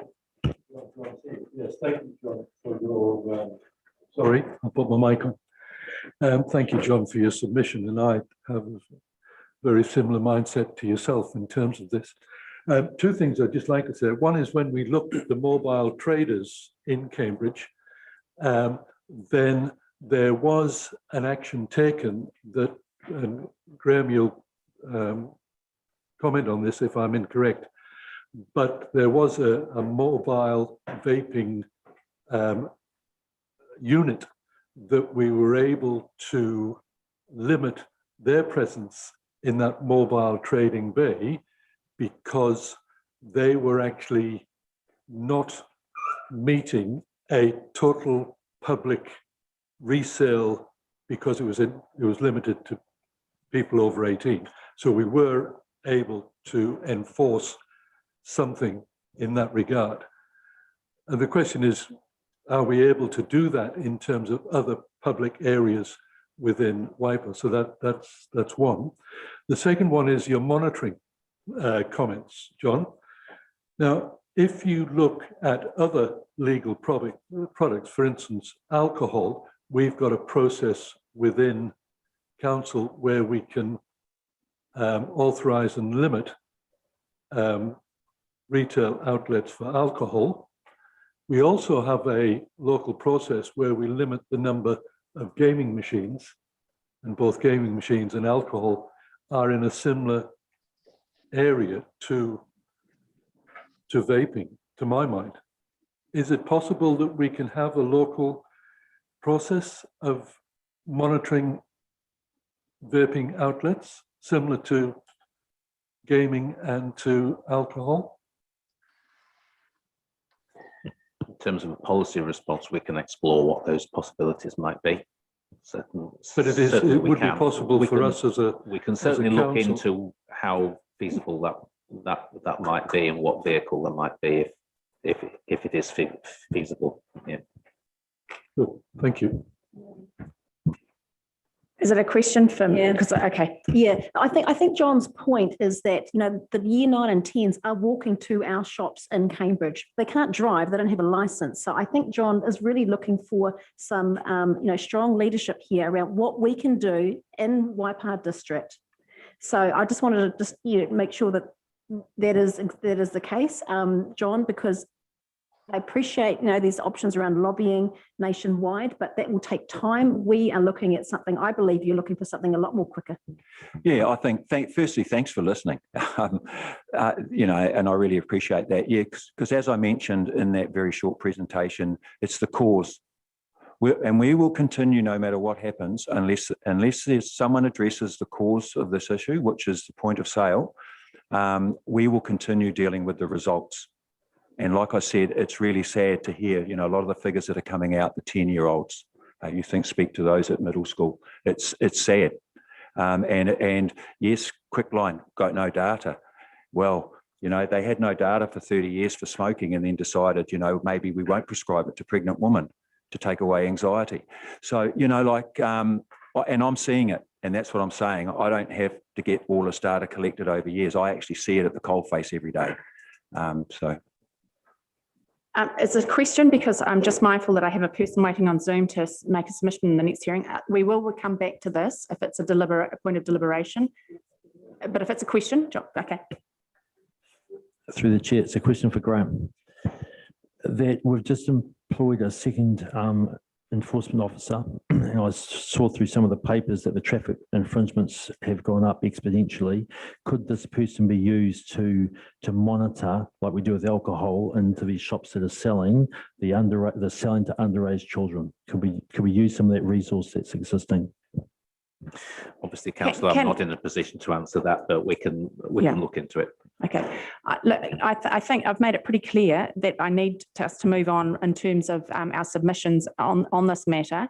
Thank you, John. You've been an absolute minefield and wealth of information and knowledge. Thank you. But we will come back to this for deliberations after we've dealt with the next hearing. So I'm sorry to make you feel like we're rushed, but we really do have to accommodate this next submitter. So I'll adjourn this hearing and we'll move on to the third hearing for the day, which is the draft Waipa District Wastewater and Trade Waste Bylaw Consultation and Hearings Report. This is yours again, Graham. I'm just mindful we have the only submitter on this matter sitting on Zoom, and he has to attend a meeting at 10:30. Thank you, Chair. I'm not going to introduce this. This is the Wastewater and Trade Waste Bylaw. We've had 2 months consultation, 6 submissions received. One submitter remains. 3 originally said they wanted to be heard. Now we've only got Mr. Bruce Holland, who's live on Zoom. He does have a 10 o'clock Zoom appointment with central government, which I think is very pertinent to the submission today. So I'll leave it to Mr. Holland. Good morning, Madam Chair. Morning. And councillors and council staff. Thank you for this opportunity. My name is Bruce Holland. I am chair of the National Liquid and Hazardous Wastes Operators Group, who administer the Liquid and Hazardous Wastes Code of Practice. This incorporates Waste Track, as we now more in terms today refer to as waste tracking. Okay, so because of time, I will reduce my comments and say that Waipa District Council has, for the last 5 or 6 years, enjoyed the benefits of having code compliant operators and waste track as opposed to waste tracking. It's a little unfortunate that waste track is not meeting our needs, and that is something that is being addressed by being upgraded, as is the code of practice going through an update to bring it in line with current legislature. Now, I want to make the point that under the Health and Safety Act 2016, the Liquid and Hazardous Wastes Code of Practice was recognised as best industry practice. And what that did for council staff, for councillors, and anybody involved in the industry is that if anything went wrong and it came to court, then it could be seen that you had followed best practice. And that's what the code does. Now, coming to the point of issue here, the comment is made, but it's not mandatory. And we accept that. When the code was first established, the Ministry for the Environment elected to use council trade waste bylaws to administer the code of practice. Okay, so that was the plan. They did not want to put that through a lengthy parliamentary process, but elected to administer it this way. Hence the importance of this meeting. Now, I want to take that a step further and say that even though the code today is not mandatory, it is still recognised as best practice. In terms of the review and upgrade of the code, the position taken by WorkSafe is that we work toward having the code endorsed. So what they've found is that statutory codes of practice, which are legislated, are enshrined in law. They can't change them. They've seen that our code is a living document and is regularly updated.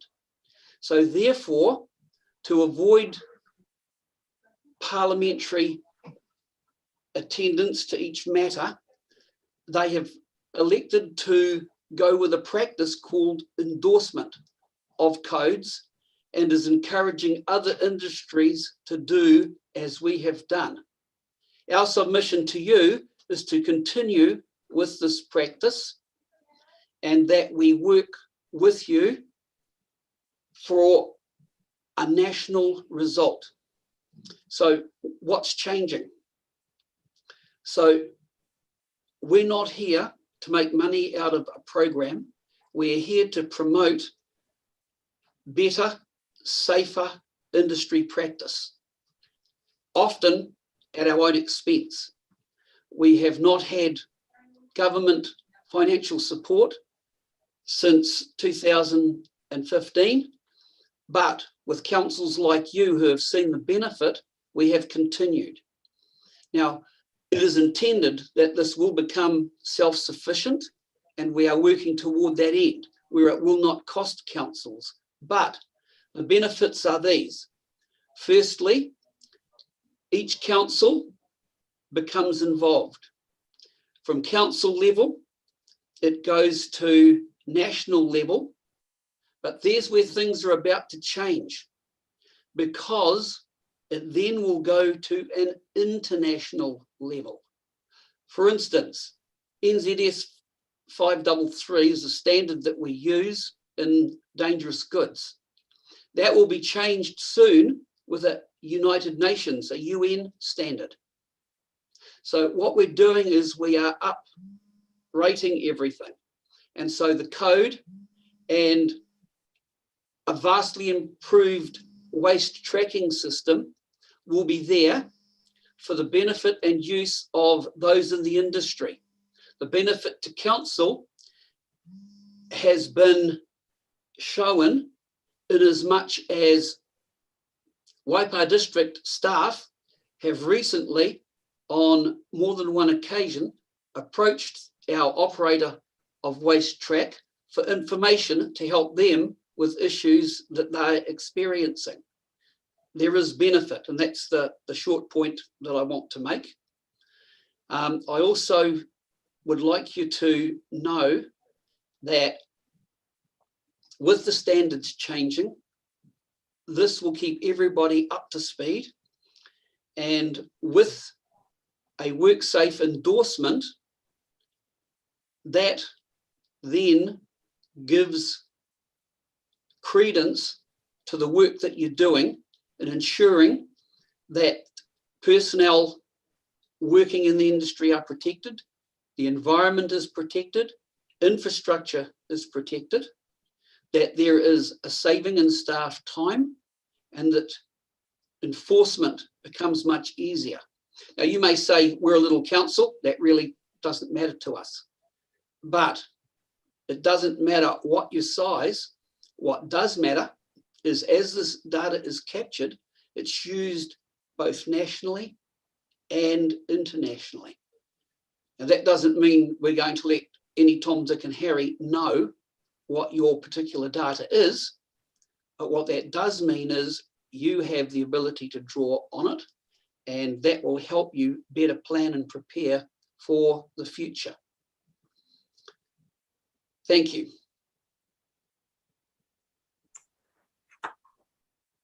Well, thank you, Bruce. Does anybody have any questions for Bruce in terms of his submission? Okay, so what I understand, Bruce, you're looking for is a retention of section 5421 of the earlier bylaw, is that right? Correct. Okay. Look, I've heard from staff that there's a suggestion that we may need to adjourn that issue and perhaps seek further information from you, but thank you for your submission today. And on the basis that nobody has any other comments, questions to make of you, I will let you go to your meeting. Thank you for waiting. And no doubt you'll hear in due course what the deliberations of council were on this matter. Thank you so very much. Have a great day. You have a good day too. Adios. Bye-bye. Thank you.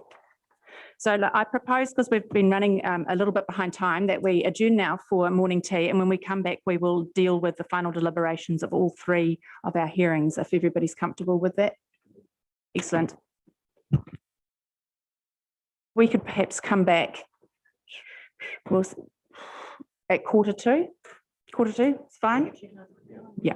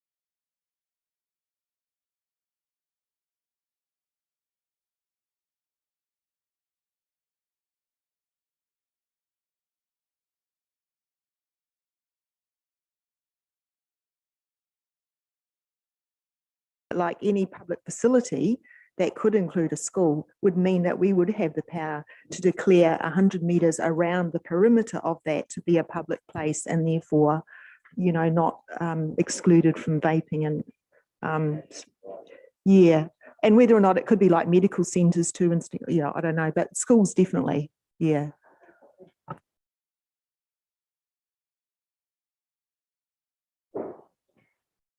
Ask for a point of clarification on that particular suggestion that Claire has made, and I think it's quite reasonable to have that. But would that only be in public areas? That government wouldn't apply to a private residence within that 100 metres. So it would be only in public areas within that 100 metres, because I can't see how we can apply it to private residences within. Yeah, because it's the definition of a public place. Yes. Yeah. And it covers roads. So that would be sufficient to exempt private property, the fact that it's a public place. Yeah. It's publicly owned place. Thank you. Liz, and then Lou. And look, I'm really supportive of the discussions we've had and the points just made prior. So the only thing I'm still looking for, I suppose, and this isn't going to happen today, but I'm wondering if we can have a further work done on exploring how we can strengthen this policy, how we can look to ban vape stores in our district. I know that isn't easy, and there's a fair bit of work involved with that, but it is very topical, and it is actually, I think, a really emotive, you know, subject right now with our youth. You know, I just think the schools are, you know, John made the point of coming today because he feels so passionately about it, but I've no doubt every other principal in our district feels the same way. So I just feel we can do more. I think monitoring is a part of that as well, so that we have actually some vision on what's occurring in our community. I guess I just want to remind us I appreciate you would like more work done around outside of this, and I agree, Liz, it's definitely an issue that is challenging, and but we've got to deal with the policy we have in front of us right now, and certainly extending to monitoring and the question, the issues you've raised, Roger, is probably beyond the ambit of what this policy currently does.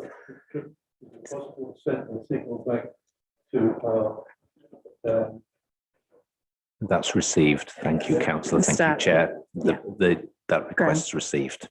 Thank you. Lou. Just really a point of clarification. The policy that we're dealing with is non-regulatory, as I understand it. Is that correct? So that we cannot actually physically enforce it if it's a non-regulatory in that role. And to me personally, I look at this and think that this is a central government issue. And I agree with what the Mayor said, and it was one of the worship the Mayor said, that we need to actually do a lot of lobbying on this to LNG, you know, and get into it. This is a problem, and my daughter, for example, teaches at college, so she's well aware of the problem. Thank you, Lou. Andrew, did you have something you wanted to say? And then Hazel. Very briefly, look, I'm totally in favour of getting rid of vaping and smoking and all the rest of it, even though I acknowledge our submitters' points about personal freedoms and the fact that it's legal. But we've also got to understand, I think, that this is like youths always finding ways to rebel, to do whatever, and we get rid of vaping and smoking, there'll be something else. That's just a little warning. I'm not saying we shouldn't do it because of that, but I mean, human nature is what it is. We were all kids once, or I think we probably were anyway. But yeah, so like I'm in favour. And I think the policy, yeah, if we can rationally increase the area to include an area around schools and other public places, great. Yeah. No, Hazel, then Marcus, and I think Graham's looking concerned. What I want to say is that I'm really curious about the fact of what you can and can't do. How then did we get the sinking lid policy going on alcohol in the area? You know, and I'm sort of trying to draw a parallel. You were able to do that. Why can't you? Well, they require licenses. Vaping outfits don't. All they do is just rock up to an empty shop and see a landlord and say, "I'd like to rent your premises." So, you know, and what does our central government? They've put out some stuff on this. Are we supporting what they're doing? Well, that's more the point that Jim was making about lobbying the places that can actually have the power to instigate Yeah, some effective change in terms of their operation. So are we heading towards doing something like you're sticking with the policy and what's in front of us today, but is the end product of that going to be movement? Well, it's a start. It's a start. I mean, I'd like to remind us, we didn't even have vaping in this until the 11th hour. So I think it is progress, albeit glacial, but I don't believe we have the power to actually overstep what we can, what essentially private businesses can do, because it's a legal business as it currently stands. Jim might want to address that because he raised it earlier. All we're doing with this policy is trying to send some signals out that and supporting government in terms of smoke-free New Zealand by 2025.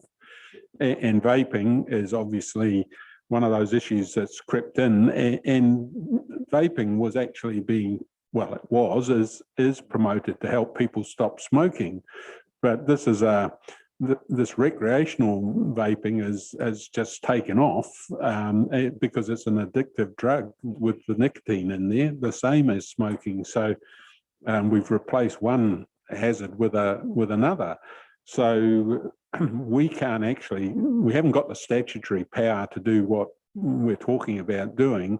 So we need to lobby central government to actually take some action on this, because it's having an impact on our young people in particular, but probably right the way through. So I think we've got to stick to the policy. We're doing the best we can at the moment. We've sent the message to staff that we want to find out who's responsible for enforcing the age limit on sale, and we can lobby that government department to actually start enforcing those requirements, but also send the message to central government that these products are causing a real problem in our community, and we want them to do something about it. But at the moment, as John McDonnell was saying, you ring the helpline to quit smoking and they're suggesting you go on to a vaping product, so it's going to be really challenging, but we just can't ignore it. And we need to lobby central government. But passing a bylaw, when it got challenged in the court, we would lose, because it would be deemed to be ultra vires, beyond the powers that we've got to actually create a bylaw to control something that's actually legal. So we need to make it illegal, if you like, before we can do anything. You then access medical, through you, Madam Chair, that actually they've got quite a lot of information now about the inhalation of the vape and what it's doing to young people's lungs. That's known, and I'll dig that up for you, because it's already there. That this exchange of one thing for the other, it didn't solve anything as far as damage to the linings of the throat and the lungs go. So, yep. Add all that to it.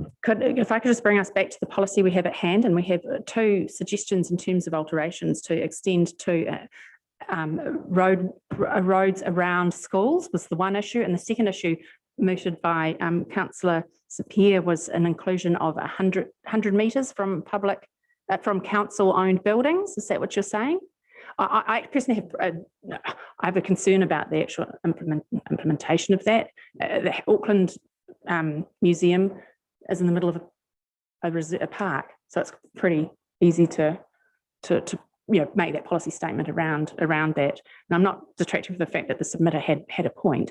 It's more a question of how that actually would be implemented in a Waipā context. But I'm personally comfortable with the inclusion of a description of the roading around schools forming part of the prohibited area. But Claire, did you have something further to add, and any other comment on those issues? No, well, just that the suggestion about the need to lobby for changes to vaping, I actually think that's a really good topic for the future of local government, that we should be saying we actually need the power at a local level to address these issues as we see them emerging. Yeah. But apart from that, yeah, I'd be really happy with adopting that 100-metre radius on the public places already. They're defined, roads are defined as public places, and we would just be saying it's in the policy, so we have the ability to enforce it. Whether we do or not, that will always be a resourcing issue. So I guess that's why I'm responding to you, Susan, about, you know, the 100-metre exclusion zone around a public place. I'm sure we won't be able to do it all the time, but if we know that there's an issue, it just gives us the power to do something. Graham, did you have something you wanted perhaps to raise in respect of Councillor St Pierre's Yeah, suggestions? bear in mind that at the moment this is not an enforcement policy, it's education. So we're looking at trying to define an area where we might be able to go up to someone and just have a quiet word and point out the fact that you shouldn't be smoking or vaping in this particular area.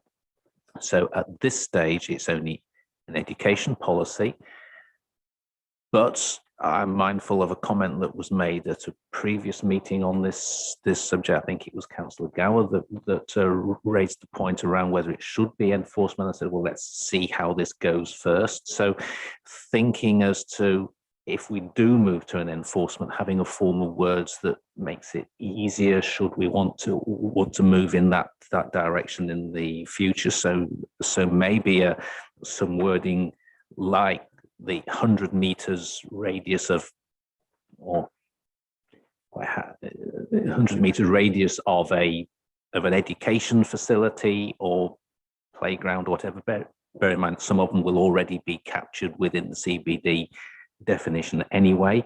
Or we just say roads immediately adjacent to schools. That's an alternative. Please let me know which you want.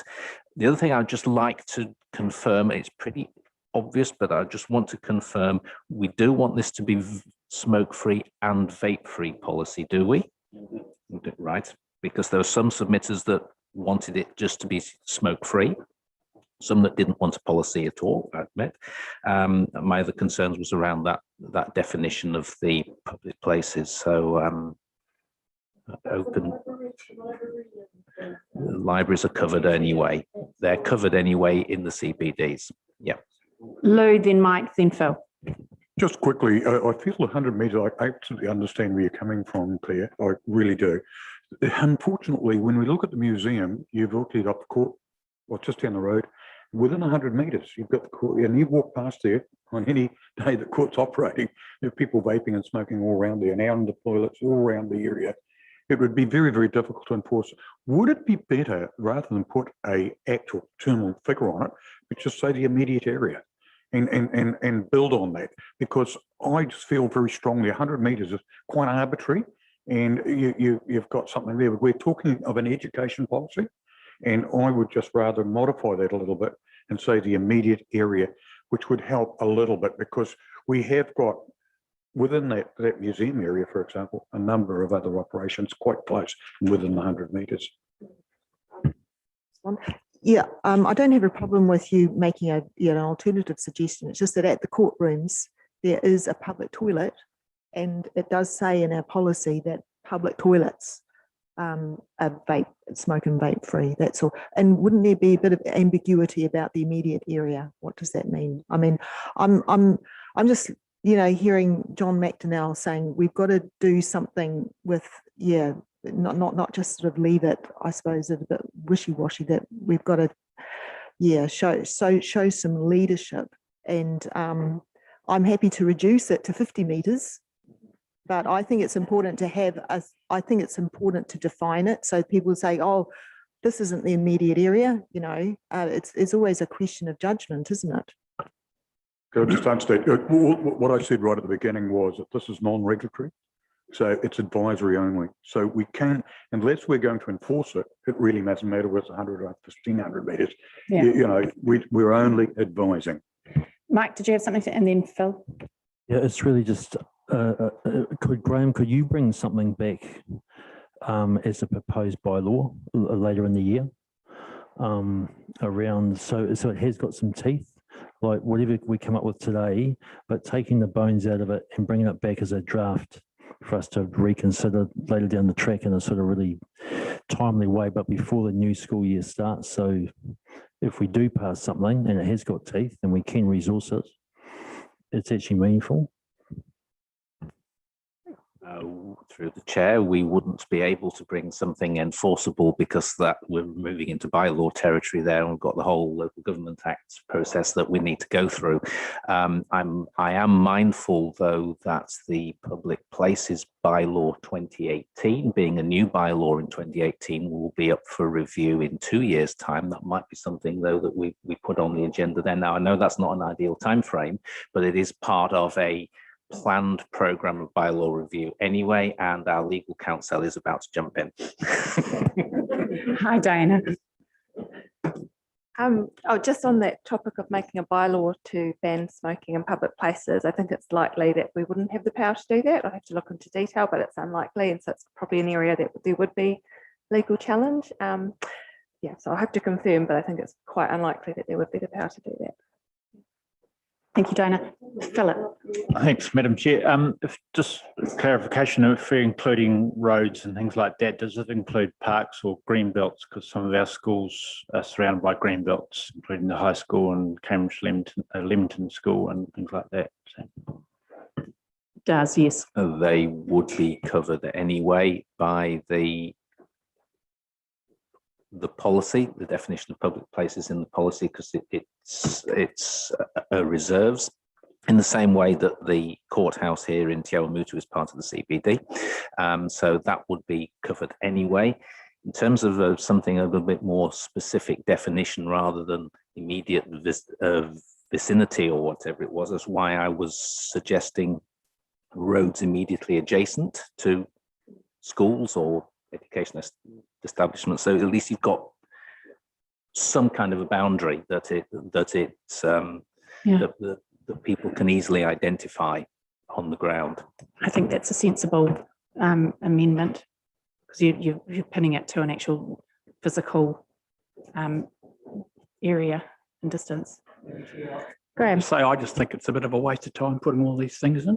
They'll be thinking of the next move well ahead of us, and we'll just be chasing our tail.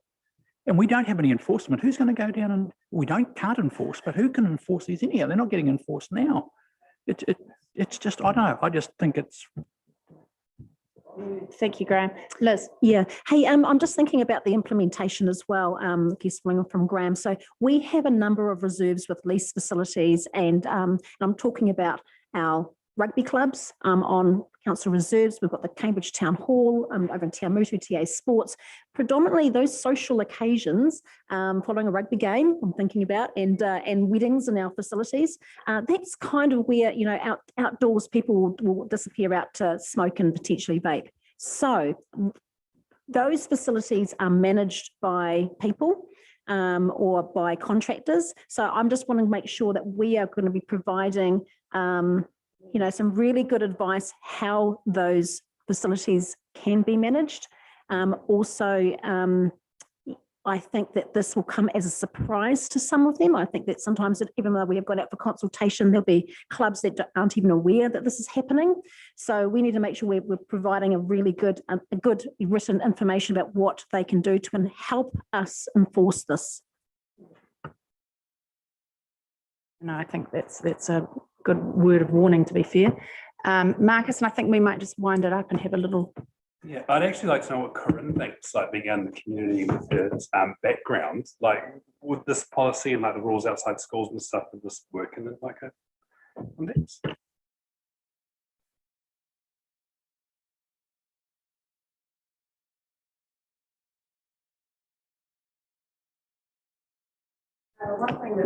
Corinne, can you just turn your, yeah. Kia ora koutou. One thing that's really struck me through this conversation is the impact that we haven't talked about in schools having to suspend people from this vaping and stuff like that. So being aware of that additional fallout in the community is concerning, to be fair. Yeah, look, I think that any move towards the conversation that John McDonnell put in front of us today would be great. I probably pick up on the dialogue that's been going on here. And it has to be workable, and concerns around enforceability and things like that are of concern, and it's definitely something that I'm more than happy to pick up and continue conversations with the school and things like that in terms of working together collaboratively, but council providing Was it council? Sorry. Yeah, providing the tools and mechanisms in which we can actually move forward, because I have not seen great things come up off the back of the impact of vaping and smoking in a school setting and community setting. Yeah, look, obviously there is some concern about the lack of enforceability, but we're all, I mean, we know that the policy does take a non-regulatory approach, and it is sending a signal in accordance with central government signalling, which I don't think there is anybody here, perhaps other than Graham, that would disagree potentially with those themes. So thank you for your input. On that basis, I think we've made it clear that this policy, we're comfortable with it relating to being smoke-free and vape-free. We are comfortable with the inclusion of the roading adjacent to schools. And is there any appetite to go no other amendments that I'm aware of? Or education facilities? Education providers? Okay, so the schools adjacent, the roads adjacent to education providers. And Claire? That point about the museum. So because it's still a public place outside the museum as well, like if it's in the museum car park, I mean, theoretically a sign could be put up to say, please don't vape in our car park or something. Yeah. So hopefully that will be able to be remedied. I think that specific one might be a staff issue. I think it might be our car park, but don't hold me to that one. We will need to amend recommendation C to include this redefinition of the public places. Okay, so when we get there. Are we happy to amend that right now? Have we got some wording available? I've just scribbled something down here, so I've no doubt someone will improve on this if they think it needs it. So recommendation C to adopt the draft Wiper District Smoke-Free and Vape-Free policy document as written there, subject to redefining public places to include roads immediately adjacent to education providers, comma, effective from 1st of September 2021. Okay, so somebody, Jenny, are you capturing that or is clear that amendment? I've got Just it read it down here so I can, do you want me to go through it again? If you could just read it again, it would be helpful. So after this is recommendation C, after the brackets, so attached as appendix 2, close brackets, comma, subject to redefining public places being in inverted commas,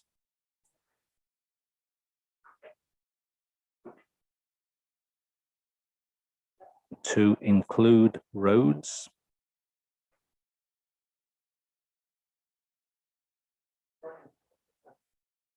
should be a road corridor.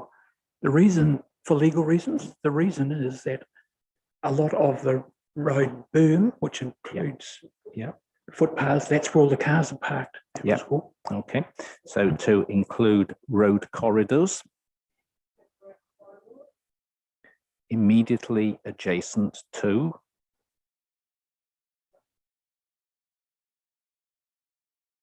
education providers.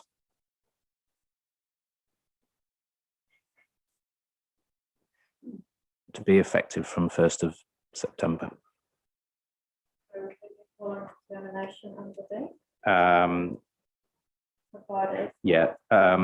Take out subject to any amendments following determination under B. Yes, that's right.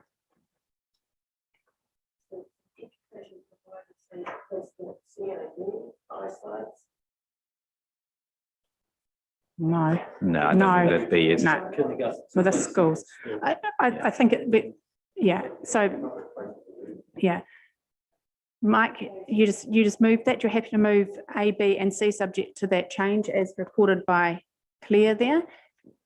Philip's happy to second. All those in favour say aye. Against? Carried. Thank you. And then we move on then to our last hearing on the wastewater and trade waste bylaw. Now, you'll recall we heard from Mr. Holland. Now, there was another view that I think it's important that we capture before we talk about this in any significant length from Martin. Martin, can you take the seat and give us an alternative view or perspective that needs to be considered? Good morning, through the chair. Yep, so Bruce's point is that the code of compliance is kept in the bylaw. The issue is the code of compliance includes that you must have waste, you must use Wastetrack, which is a tracking for waste, which we're looking to move away from. We've just implemented our own waste tracking system. Hamilton have got their own waste tracking system. Only 17 councils use Wastetrack. And so we've long discussed with Bruce and his organisation the need to remove the Wastetrack portion from the code of compliance, which they've refused to do.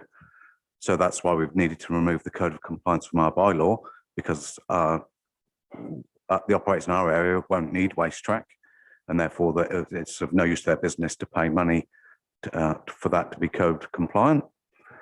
And so it's not a mandatory system. It's a private, Wastetrack is a private system that you pay for to use. It's not a government owned or implemented. It started off implemented by the government, but a private company took it on. So therefore, that's why we've taken that code of compliance out of the bylaw.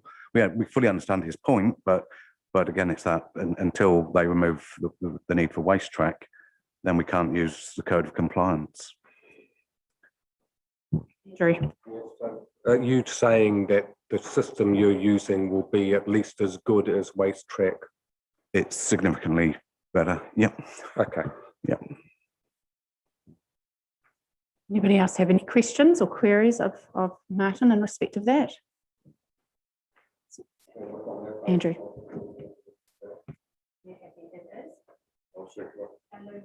Lou will, Andrew moves it, Lou seconds it. All those in favour say aye. Aye. Against? Carried. Thank you for that clarification, Martin. So that brings the third hearing to a conclusion. Thank you very much for your effort and time and hard work and all of those, Graham. They weren't all straightforward, so thank you.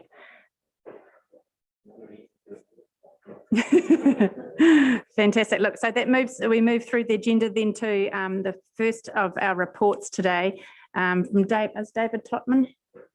Yeah. The submissions on the Natural and Built Environments Bill, exposure draft. Oh, Kirsty? Well, I can skip to another one if you want. Oh, his is the next one. Although we could jump straight through to Sally if Sally's happy to run with it. So sorry, we'll just skip the next two matters on the agenda and move straight to the report from Sally Sheedy on Community Services Quarterly Report, 30th of June, 2021. Welcome, Sally. Morena, and through the chair, just a couple of highlights from the report that's in front of you. So as I reported last time, we are still experiencing some vandalism across our parks and facilities. So this ranges from the good old skids through our parks, some willful damage to public conveniences, and unfortunately a stolen barbecue recently at Lake Naroto, and also an increase in graffiti. So due to this vandalism, we did have significant vandalism at Vilma's Landing toilets, and that's mentioned within the report. So until we get those fixed, these will remain closed at this time. So the team are currently looking at opportunities to make those toilets a little bit more robust in their remote location, and we need to replace the toilets, the basins and partitions. We've also recently had an audit of our playgrounds around the district just to ensure that they are complying with our standards. You will have noticed that some of our play elements have been closed, one being in the Leamington Domain there has been closed, and also one in Lindsay Park, which is a swing set there. So in year 2 of the LTP, we are preparing a master plan, which you'll remember the conversation we had around that for Leamington Domain.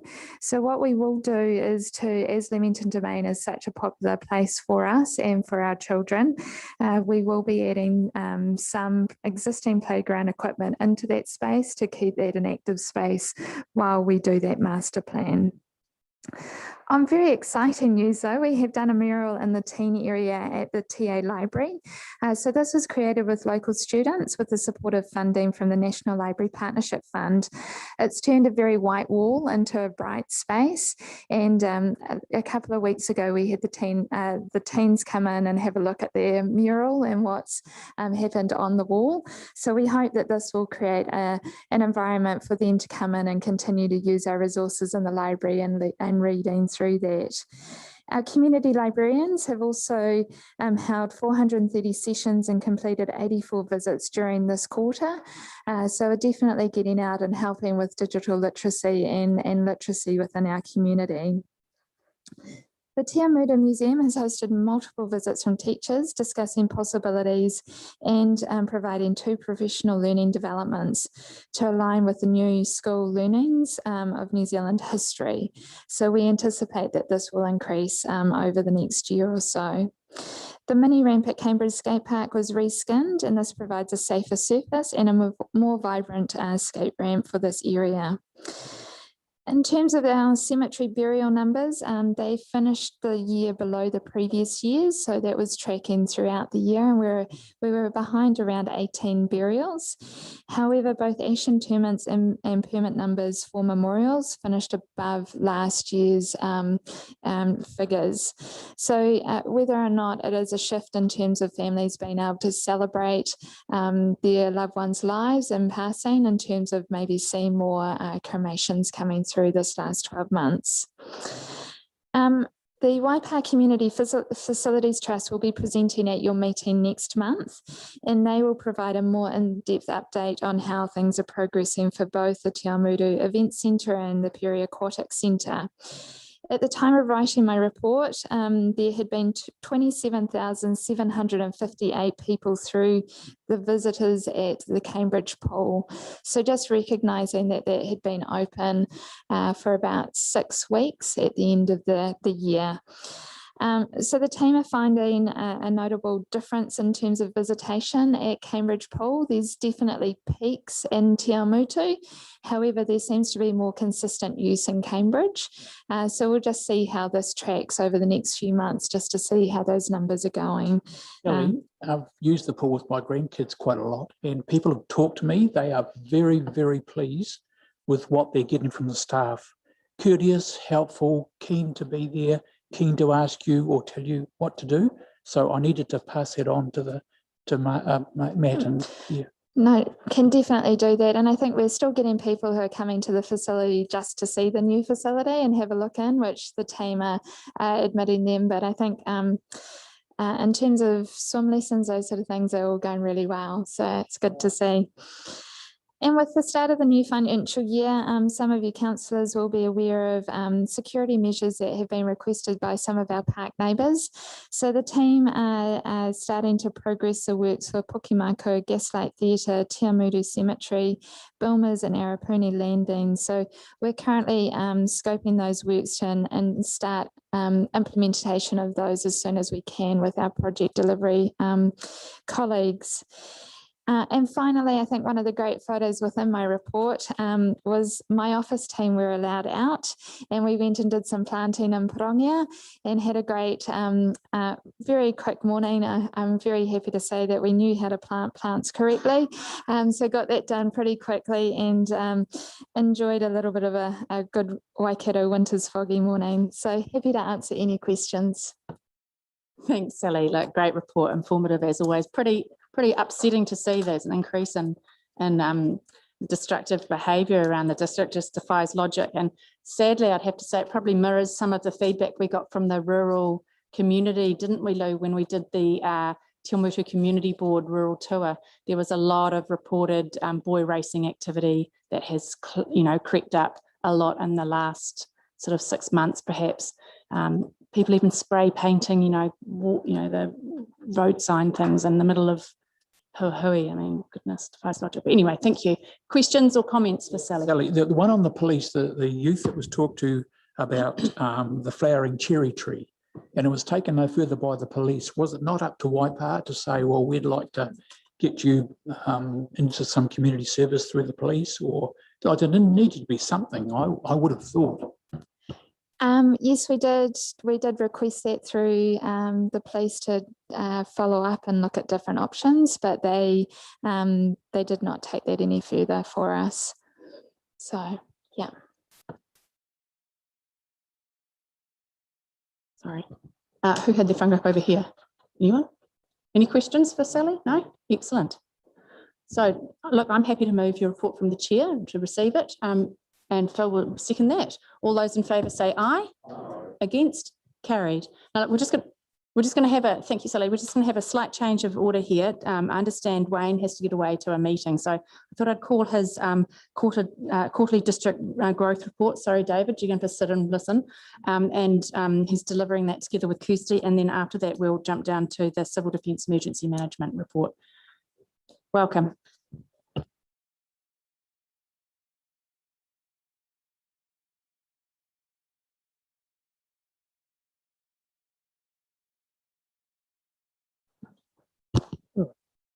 Good morning, Madam Chair, Your Worship, councillors, this morning. So this is the quarterly district growth report, and Kirsty and I will just go through this report. It's a quarterly update for the fourth quarter of 2021. National, regional and district level, so we'll be covering off, and you'll note in the appendices we've covered off an update on what's happening in the district growth cells, major resource consents that we've been processing, building consents that have been issued, the District Licensing Committee applications determined, our quarterly stats for the quarter, and useful information on year-on-year comparisons in terms of the stats in Appendix 6 and Appendix 7 and 8 are two submissions that we've lodged. So Kirsty will just go through quickly the update on the national regional matters and the district level strategic planning, items 3, 4 and 5. Kia ora koutou. So I'm going to assume that you've read the report, and I'm just going to highlight some key points relating to those areas that Wayne has mentioned. Just with regard to submissions on legislation regulation, so there are 2 submissions that have been prepared in this quarter. You've also got separate reports for this meeting in terms of a submission that you'll be asked to provide feedback on for the Natural and Built Environments Act as part of the first tranche of RMA reform. And that submission is due to be closed tomorrow. And then the GPS Housing and Urban Development. So that submission has already been made and it's been provided to you in a separate report for receipt. At a sub-regional level, so work is continuing to update the future-proof strategy, and it is intended that that will be consulted on later this year. There are a number of studies underway also, and we've been updating you on those. Through you, Madam Chair, I'm interested in the sub-regional 3 waters study. I presume that's for the Southern Metro Wastewater Plant. Like, when are we going to get that? Because, you know, we're in August now. We were supposed to have it in December last year. I keep raising it at other meetings, but I'm just concerned that it's in here and it's saying it's continued, that it isn't completed. And I'm really concerned about it. So I can see Gary might be best to respond to that question, but Gary, you may need a microphone for that. So would you like to?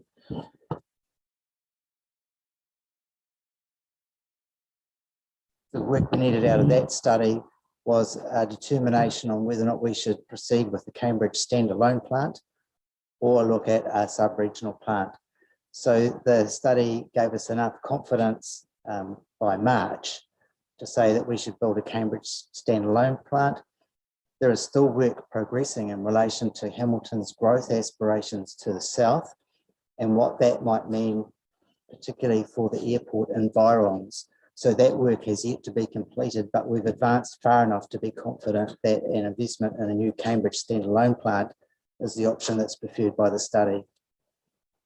Thanks, Gary. One of the reasons I'm concerned about it is because with the 3 waters reform that we're in the middle of, the proposal about a sub-regional wastewater treatment plant and the savings that would come from, you know, a collective approach to it is used to justify, you know, the case for change at a national level. But we know that collective approach is actually a heck of a lot more expensive.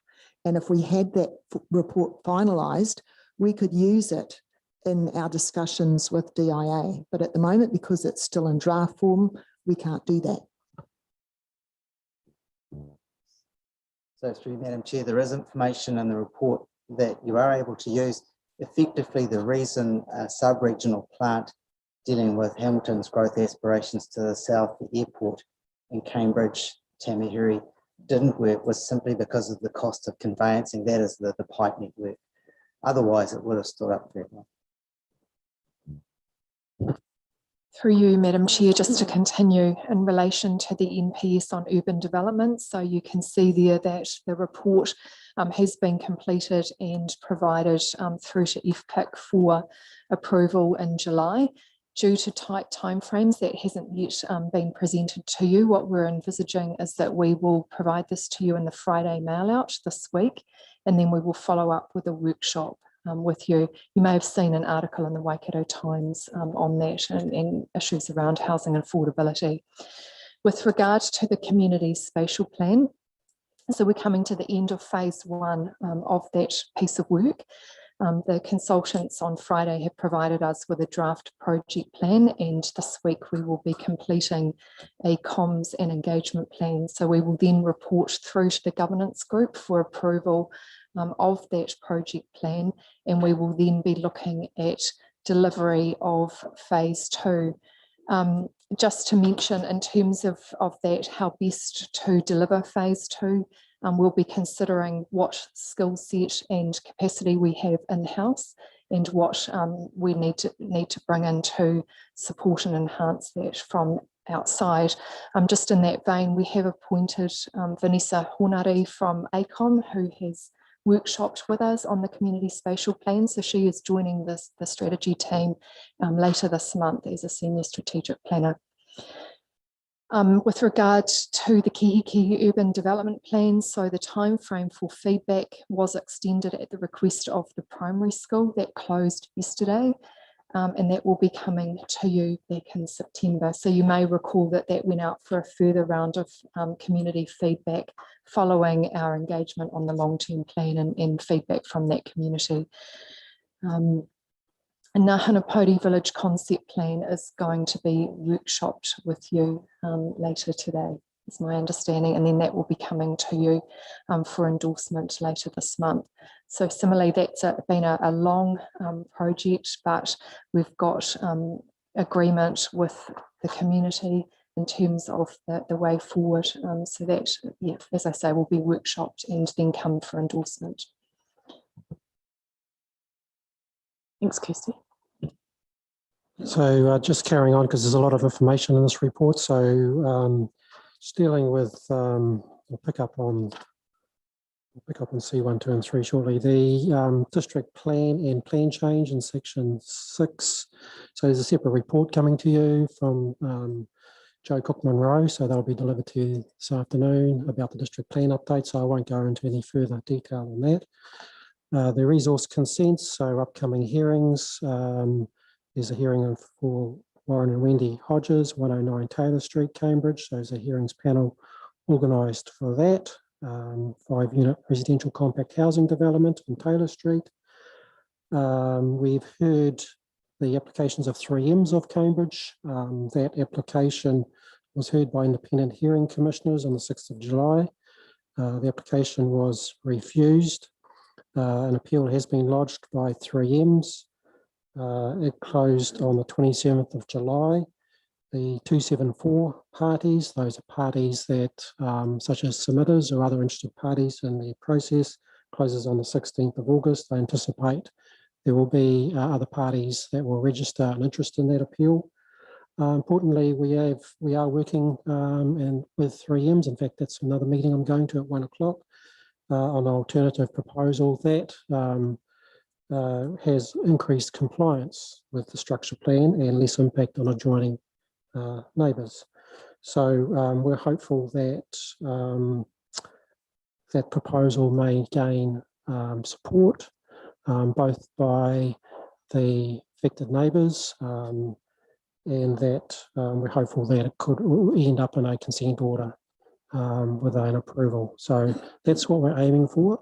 But we need to work with the affected parties and any 274 parties. And the report that's coming to you on the 17th of August is a land acquisition report. The Meridian Asset Management application, so that was a hearing was held and the appeal period closes on the 24th of June. There's no appeals received for that approval. There's summaries there in the consents that we've issued in terms of resource consents. So I'll just take that as read. There's information there on the infrastructure development relating to particular developments and growth cells.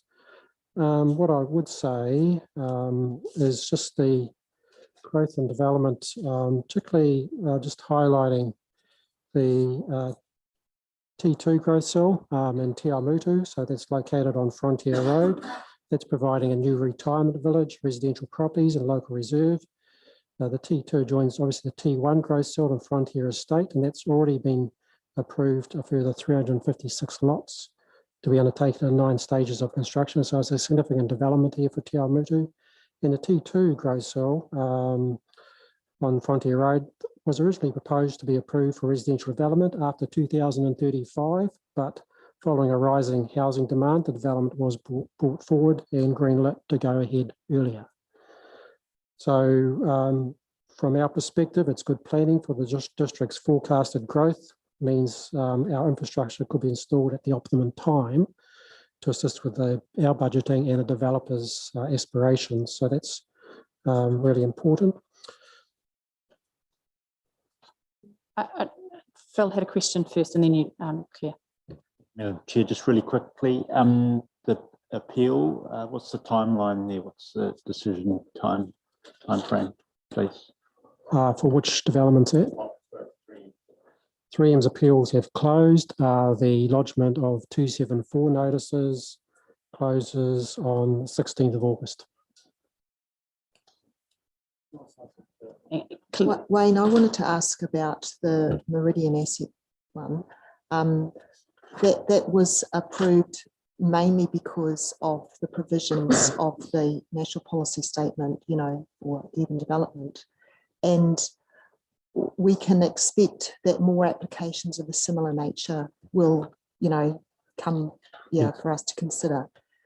There's been some concern expressed in the community that, sure, you know, we understand that these more, the higher density has got to come, but what safeguards can we, sort of put around that, so that process, so that, you know, the character of our towns is still retained. Now, I was pretty familiar with the Meridian Asset Management one because I chaired the hearing, and you know there was a comprehensive design and stuff like that. But is there anything more that we can introduce into our district plan provisions or guidance or something, so that we can make sure that the feel that people have about Te Awamutu and Cambridge in particular, what won't be lost? Yep. Okay, just quickly on that through Madam Chair, plan change 21, which we've got scheduled, and you can talk a little bit more with Joe, who's coming along to discuss that. That will be looking at urban design information in a lot more detail than what our current plan provides for. So the safeguards that you mentioned, well, firstly, people need to apply for a resource consent to have compact housing or a higher density of activity than would normally be permitted. So that does involve neighbours, and there's the opportunity to be heard on those matters.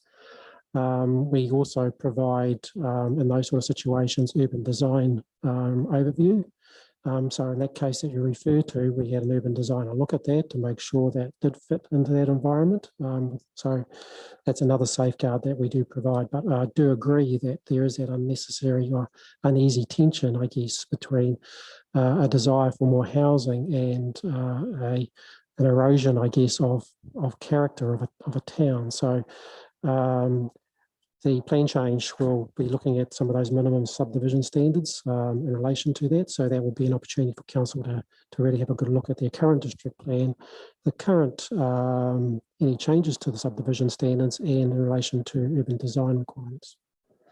Liz, and I think then Mike, did you want to say something? Then Graham. Yeah, look, I guess I just wanted to support and share the same concern that Claire has just raised. Coleridge Street and Cambridge has been extremely topical, and in fact caused a huge amount of stress for a lot of people in Cambridge. So when you buy a house, you buy it based on what you look and you see and you feel, at the time. When you have a new house, I guess planned for next door to you, and it's twice the size and, I guess quadruple the number of people living in that same amount of space. It just causes a lot of anxiety, but it also changes the feel of the street.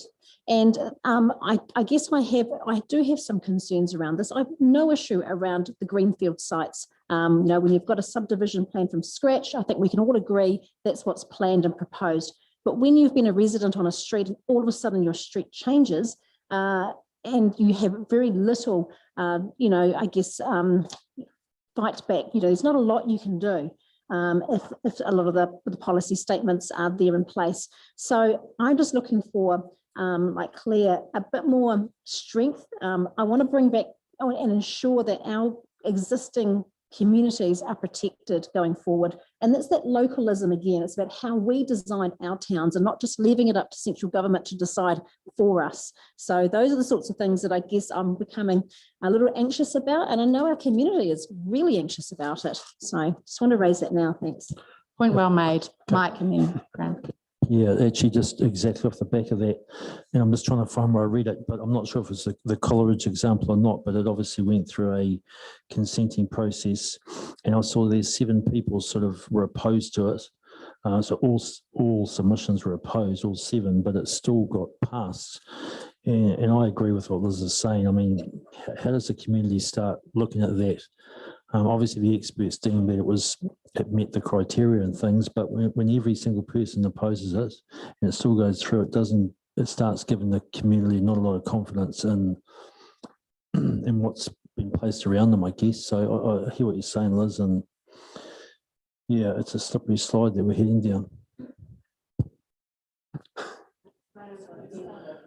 Thank you. Wayne, very quick question. Do you have an update on the proposed motorhome park on the Te Mutu Prongia Road at all, please?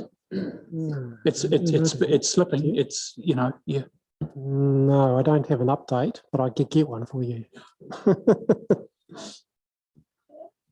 Thanks, Wayne. Lou, did you have something you were going to ask? Yeah, I emphasise what Wayne said, particularly with the plan change 21. We didn't have that. We haven't got that in operation at the moment. So we are bound by the national policy statement in HU, which is the development. And unfortunately, we have nothing that we can do as commissioners when we have to operate with policy statements from central government. And it complied with all of that. So it's very difficult. I know it sounds difficult, but you've got 7 people that were opposed. But unfortunately, under the rules that we operate today, that's what we had to do. Thanks for that clarification, Lou. And Hazel, I think you had something to add. I just want to speak to, oh, sorry, did you say me? Yeah. Because, when I built my little house, it was lovely. It was exactly where I wanted it. And with paddock at the back with horses in and a bit of rural life around me. And I thought, this is just super. So what do I think about having now houses all on the back of me, on the side of me, and just recently a new road, a little or an access way being put in for more houses to be built up on the top of the hill, which will then take away the view of the mountain. What I say is, well, that's progress. And I think that, that's what I really wanted to say was that, hang on, there's 2 ways of looking at what people can get upset about, but I had no control over. What control would have I put in place when so many people needed a home? We needed to get on and build those homes for people to live in. And I think, so I don't know what Coleridge Drive has got a problem with, because we have to face the fact that not only do we have to look at who comes, how people come into our company, they've actually have to accept that there's little differences as well. So I I just want to say that there's a degree of give and take here, and Thank you. I don't know that we should be wasting time talking about those who think that they've been ill met by having something come in that they don't approve of. Good Lord, if we went on developing our community on those who think that shouldn't be, for something like housing, I wonder where our Thank you, Hazel. Thank you, Hazel. Liz, did you just want to? Look, I think that's the difference between greenfield site, because what you're talking about in your personal situation, Hazel, is the greenfield site, you know, and building up around you. Coleridge Street is quite different. You'd actually really need to go and have a look. I think when you saw it, you would probably be a little bit concerned yourself. What's wrong with these people? Are you sure? Okay. Okay, thank you for that. Did you have anything more you wanted to carry on, emphasize on your report there? Not really. I think the points have been well made, and certainly the comment about the national policy statement and perhaps the uneasy tension there that we've got to meet those requirements, provide more housing, try and get the housing more affordable, but also maintain the character of our towns as well. So all of that discussion can come forward in the PC21 that will be coming before you. Just to go forward in the report, just moving to the building compliance area. So the building compliance is a really busy area at the moment. Consent numbers are showing a continued increase in this quarter. The quarter has seen an average of 190 applications or more per month in recent applications issued. Issued consents are averaging 170 applications per month. There's information there on numbers of new dwellings.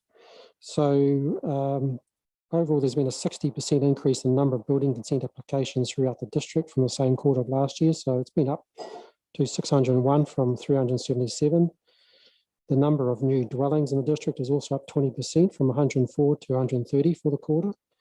But importantly, overall for the 2021 period, we received 2,017 building consent applications. That's a record number in Waipa since I've been here. So 1920, we had 1,595 received. So that shows you how increased in terms of the number of building consents that were received.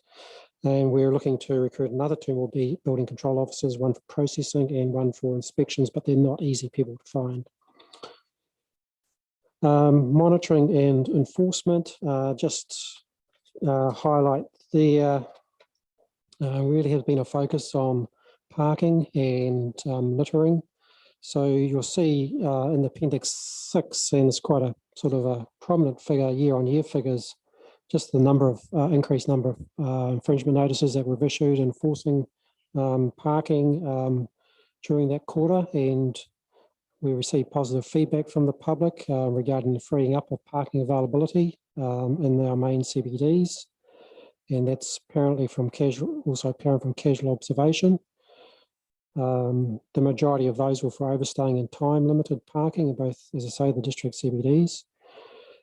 And the other point is about the refuse areas. So signage has been in place in both Hydro Road and Mugakara Road for the last month, prohibiting the use of these sites as communal drop-off points for yellow and Varo waste bags. Numerous site visits have been conducted and follow-up inquiries made with offenders dropping off bags. Over the last 2 weeks, there's been no yellow bag drop-offs. However, the enforcement team will continue to monitor the situations. I think that rollout has gone quite well to get rid of those drop-off refuse points. And we continue to issue more infringement notices for illegal dumping as well. So we issued 21 for over the last financial year. There's information there on the dogs, animal control. So we're just going through the dog registration process. Increased number of dogs by another 166 in this report, and it's gone up any more. And we've got now security cameras in our pounds. There's information there about environmental health and alcohol licensing. We've done controlled purchase operations conducted with the police and our inspectors. And there's various consequences as a result of those that have been breached. And there were 6 breaches from the 24 premises that were visited. So that's the report, Madam Chair, in summary. So just the recommendations to receive the report. Yeah, thank you very much, Wayne. Any other questions? I think we've asked you bits and pieces through the way. So, and Kirsty, you have nothing further to add? Excellent. Well, I'm happy to move receipt of your report pursuant to the recommendation appearing in the report. Do I have anybody happy to second?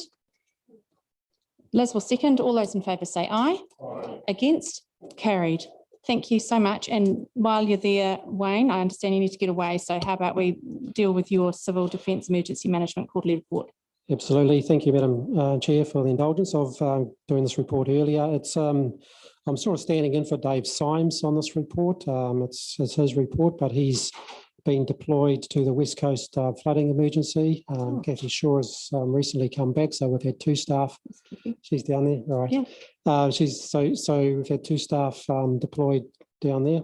So just going through quickly the report. So it's a quarterly update for matters relating to civil defence emergency management in the Waipawa district. The attachment of Appendix 1 is the unconfirmed minutes of the Joint Committee meeting of the 31st of May. There's a national overview there of Dave's incorporated, which is around about the incorporating Hikurangi, Kermadec Islands earthquakes. And they were quite a significant event, as you're probably aware. On the 5th of March 2021, we had 3 really large earthquakes occurred offshore of New Zealand. They were generally in the middle of the night, 7.3 off the east coast. It was followed by 2 earthquakes in the Kermadec Trench, 7.4 and an 8.1. So that generated a bit of activity in the emergency management area. And they produced a post-event report. And they were, whenever there's a major event, they'll produce a post-event report looking at what happened, what went well, what didn't go so well.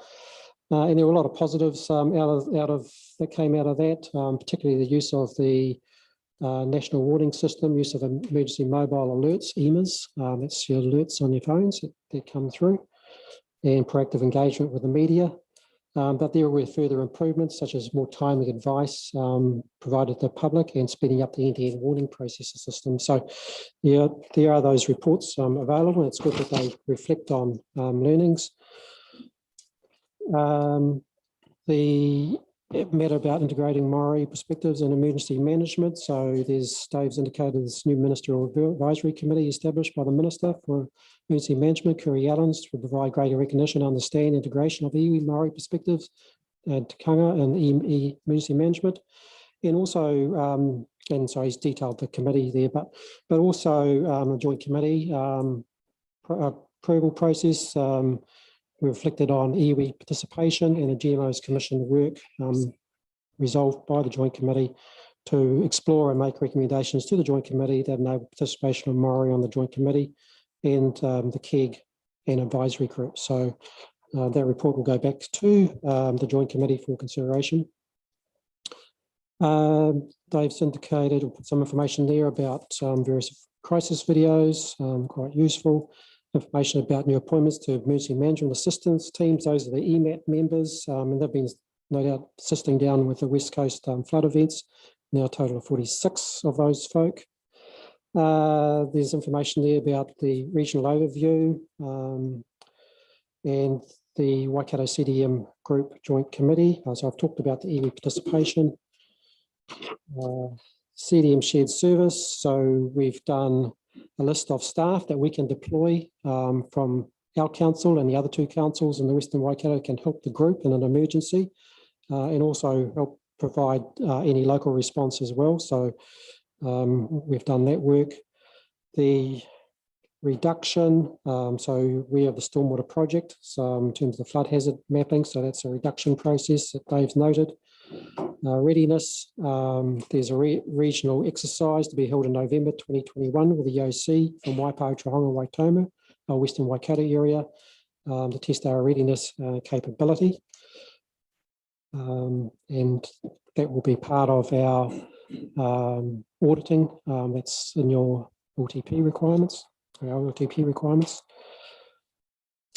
COVID-19 resurgence workshops. So we've attended workshops looking at boundary locations if there's a COVID-19 resurgence. So rather than sort of locking down the North Island, we're looking at more of a localised boundary lockdown if there's a resurgence in the COVID boundaries, and we've provided feedback back to the department, central government's department, DPMC and MSD.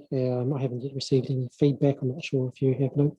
So yeah, okay, so you've got some update on that. Training, Dave's indicated the various training that's were delivered from the various councils, and the graphs are there for that.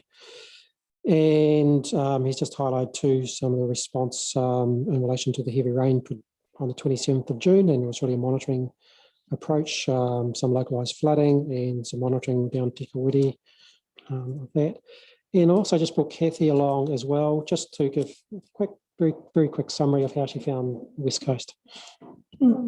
Thanks, Wayne. Yeah, well, it was quite nice to get the call up to go down. It was a nice flight and then a 5-hour drive down the dark Lewis Pass.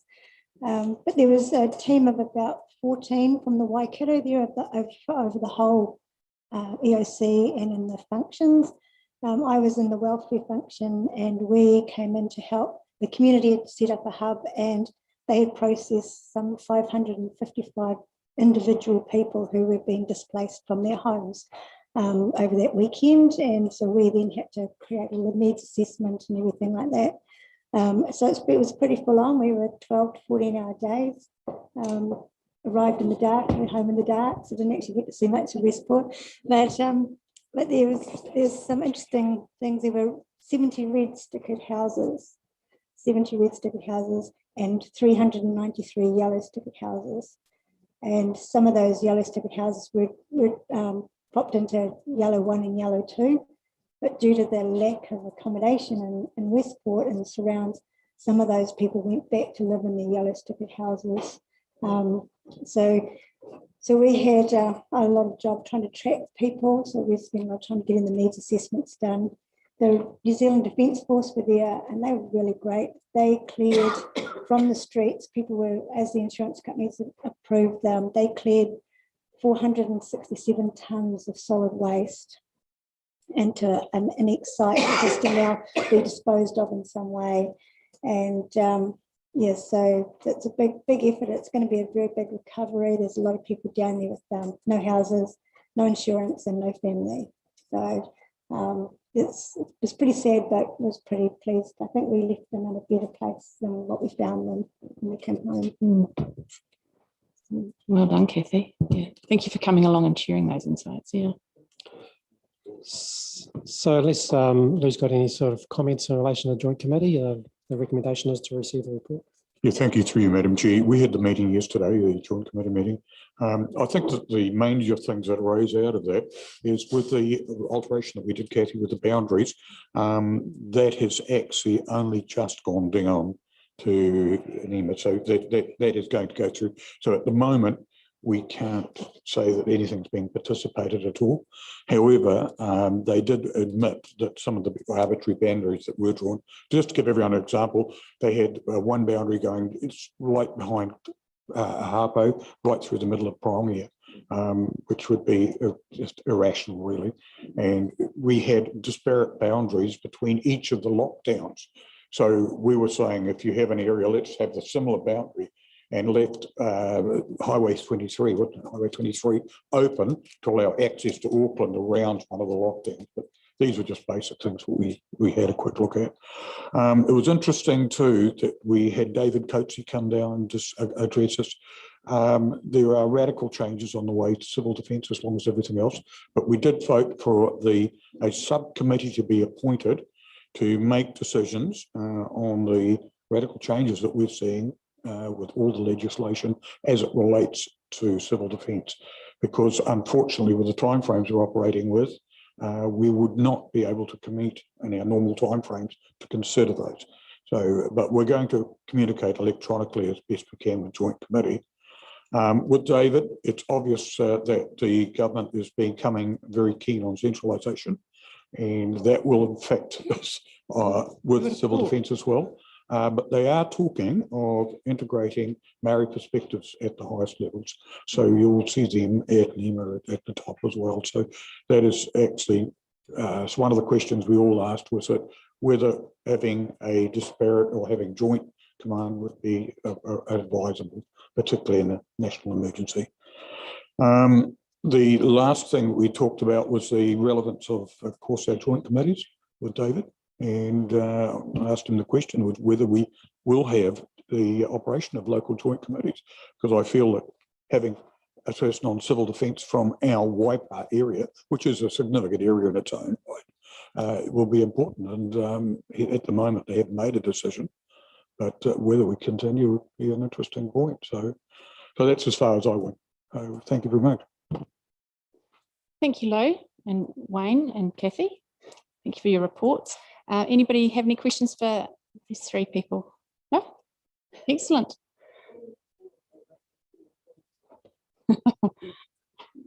Fantastic. So we have there on page 385 a recommendation to receive, although it says the report of David Symes, obviously delivered by the two of you. Mike, you're happy to move. Lou, you're happy to second. All those in favour say aye. Against, carried. Thanks so much. Now, David, you've been sitting there waiting patiently. That's what happens when you're a minute late. You listen, you miss out. So we'll jump back up to David's first matter, which is the submission on Natural and Built Environments Bill exposure draft. Gosh, these are all fancy names, aren't they? So this appears on page 274 of our agenda. Welcome, David. Morning, Madam Chair, councillors. And I consider myself chastised. Thank you. No, it wasn't intended to be. You're punished. So this is a bit of time travel. This should have happened a bit earlier this morning. I'm going to talk about two submissions that we've worked on. And the other thing, nice to see you after a month's recess, and we missed you because we had to do some of this work without you having sight of it, so apologies. This first one, I've done a bit of background, which we'd normally cover in a workshop and not at a SPMP meeting, but because you haven't had the opportunity and because it's due tomorrow, we have this brief opportunity to actually consider it and get your input. I do want to ask you, have you read the report? Take it as read. Okay, I'm just going to flip very quickly through some background. So I mean, I know RMA is not everybody's cup of tea, but this is really, really important first step in terms of the government's commitment to replacing the RMA. So this is, I've got a little presentation by way of background. What we're going to talk about, a bit of background, what the new legislation is, the fact that what government have released is a very much first draft. It's honestly like looking at what should be a human body, but it's just a skeleton at this stage and trying to work out from the skeleton what is yet to come. So it's a bit difficult. It's only 20 odd pages, the first draft legislation. So it is very skimpy. Then we'll talk a little bit about the draft submission we've compiled. So that's been done by a little team within council that I've coordinated. And then talk about next steps, because this is very much the first step in a journey. All right, background. As I said, government's pledged its commitment to replace the RMA. And you'll remember I've talked to you about the Randerson Commission. It was a panel put together to look at reviewing and coming up with recommendations about what to do with the RMA. And the Randerson Commission recommendations have largely been carried through at this stage into what's being proposed. The draft that we're submitting on was released on the 29th of June, so not long ago. Literally, we've had it for a month, not long for a major piece of legislation. The other important thing to bear in mind, it's the first and it's the what government regard as the primary piece of legislation, but it is to be supported by two other pieces of legislation. One is a Strategic Planning Act, and the other is a Climate Adaptation Act. And that they are, in government's eyes, the three legs of one stool.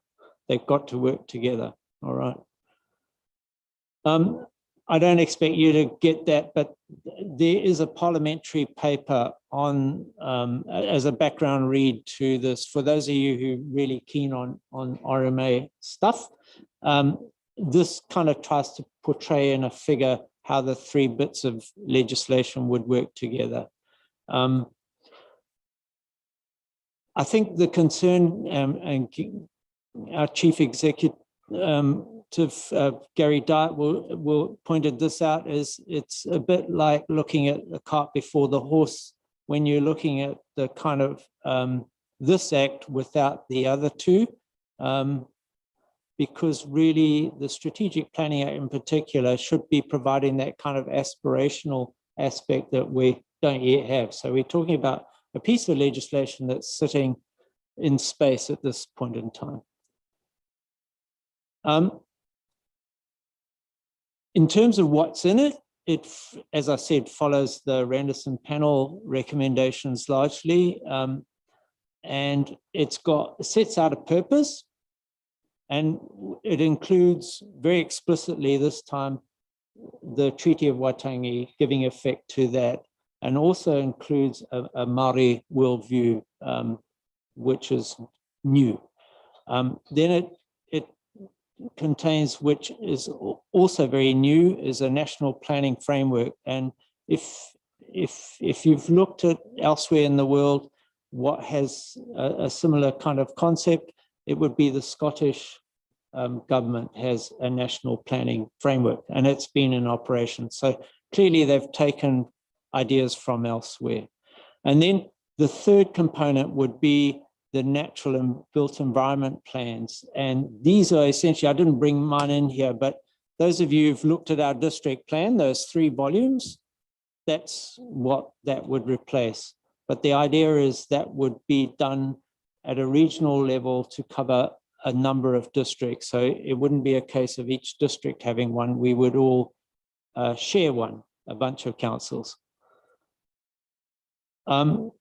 In terms of what we've got in our submission, we support the long-term planning approach that's advocated in this.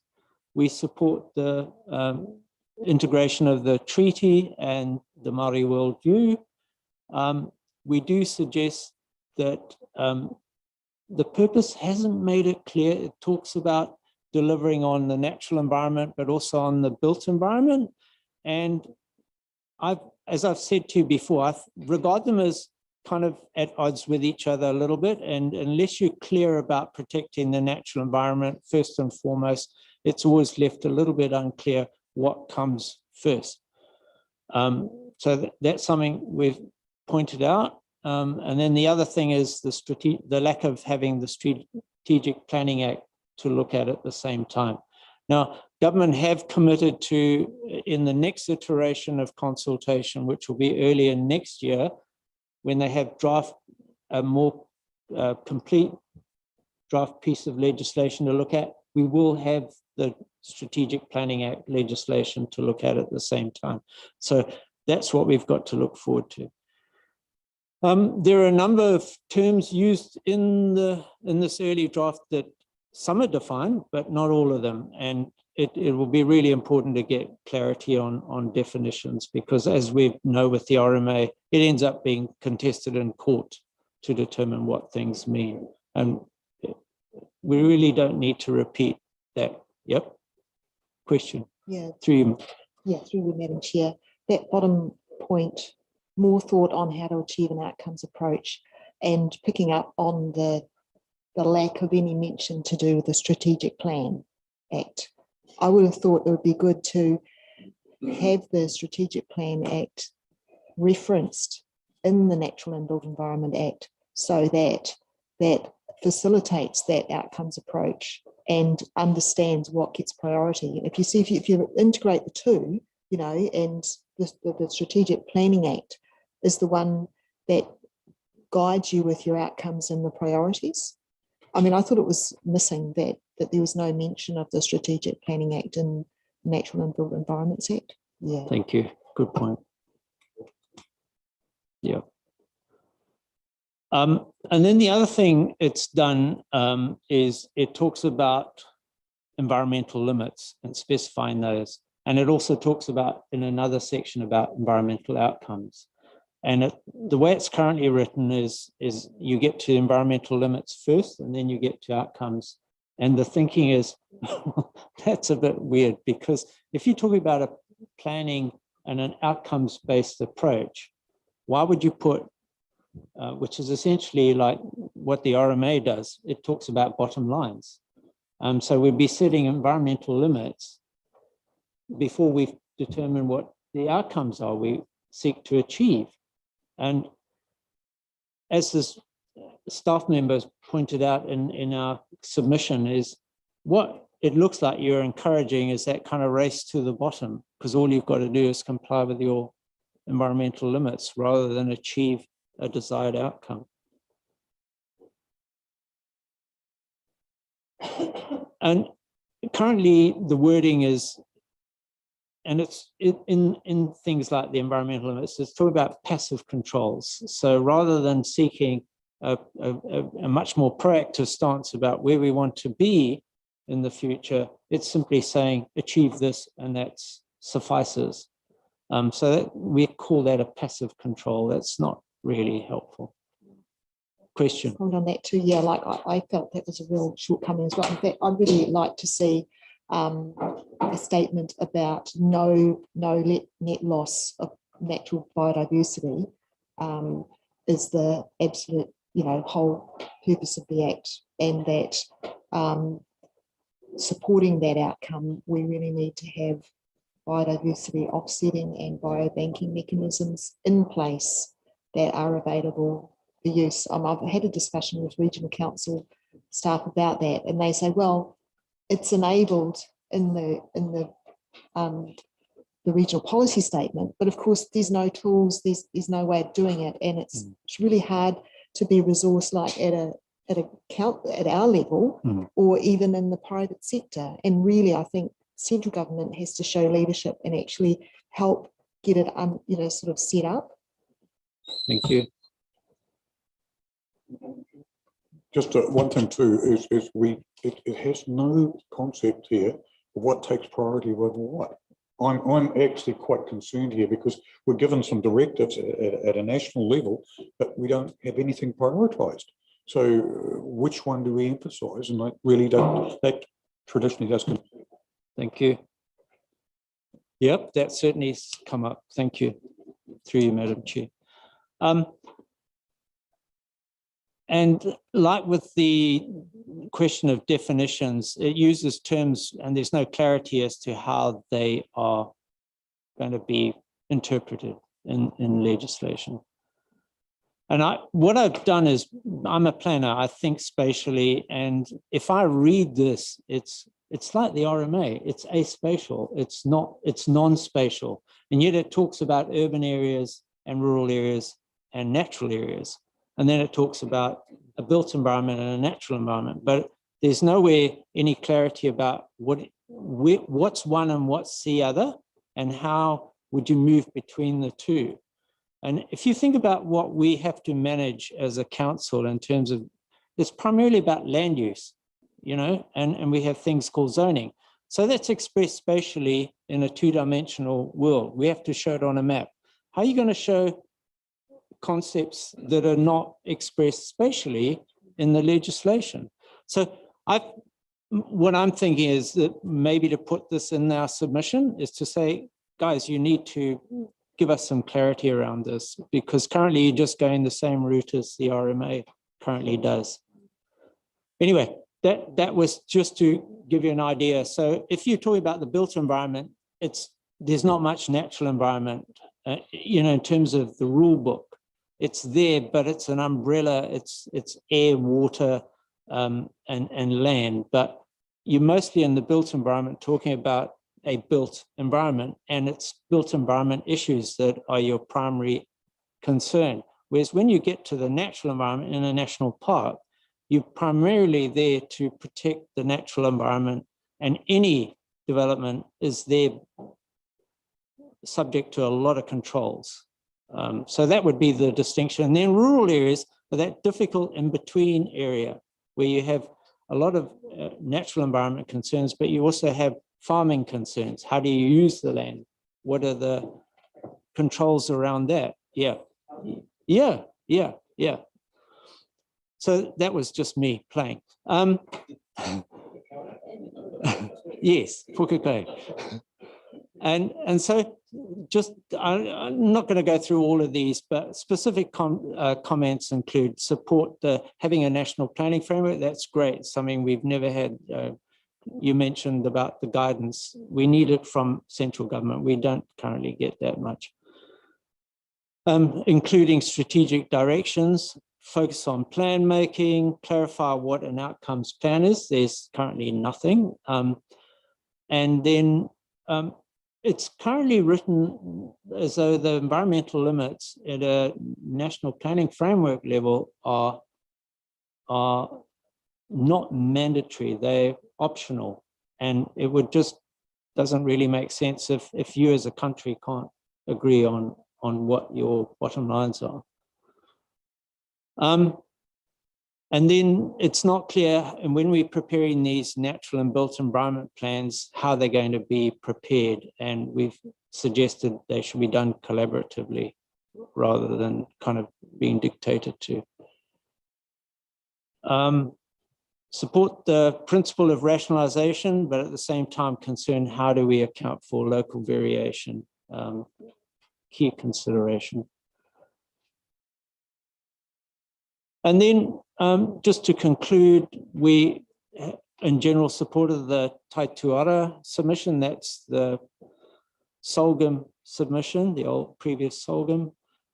They've got a very comprehensive submission together, covers it in a lot of detail.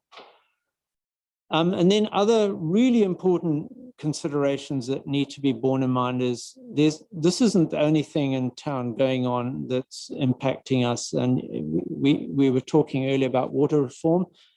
That's going on, and there's the review of local government itself. So these are all aspects that need to be kind of tied together better. Currently it's looking at stuff and very much in silo. And then in next steps, so as I pointed out, this is due tomorrow. So I do really want to try and get your approval to accept our submission subject to any amendments that we can submit it tomorrow. And as I pointed out, there will be an opportunity to comment further when we got a more substantive piece of draft legislation in front of us early in the new year. And hopefully then we'll also have that Strategic Planning Act draft legislation as well. And that's pretty much me. Thank you. Yeah, thanks, David. Look, and I think just what you've done here and putting a submission together, we've got to get something in short time frame. I just had a Zoom meeting yesterday with Local Government New Zealand, and they ran through their submission that I can copy to everyone, the councillors, which covers off a number of the issues you've raised, David, and some others as well. But just as a general comment, we're going to have to keep on top of these changes because they are really going to influence our communities, and the centralisation that's going on, we're going to get caught up in the issues we were discussing before about those specific resource consent changes that are just delivered from on high with no consideration about local community and impact. And that's what we've been elected to do, is look after our local communities. So I'm really concerned about as everybody is, about the extent of the changes, the speed in which they're going, and how we're going to influence our local communities. And I agree with the comments earlier on today that people have bought in and developed their probably their biggest investment in life. And all of a sudden, a national policy statement comes out and they've lost all control over what's happening in their local environment. So somehow we've got to be in the game to keep trying to influence that. So look, there's a huge amount of work that we're going to all be facing. And if we can use local government New Zealand and Kaituara in terms of helping make submissions, it's really important. But as I say, I'll get Kathy to flick around the submission that local government New Zealand's making, which is really supportive of the comments that, and probably in more depth because they've got more resources than you have, David. But it's certainly a good background read as well. So I'll get that sent out to Dave. Thank you. Yeah. Thanks, Jim. Say something, David, in support of what you and Jim are talking about. In Federated Farmers, we're getting extremely tight timeframes for submissions, and even when they go back and ask the minister for a time extension, it's turned down, and it's putting a huge amount of, same with us, mental pressure and work pressure on staff to get these completed, and it's just making it a blooming nightmare because there's no clarity. Everything's got no clarity, no certainty around it, and people thrive on that certainty. They really do. Thank you for that.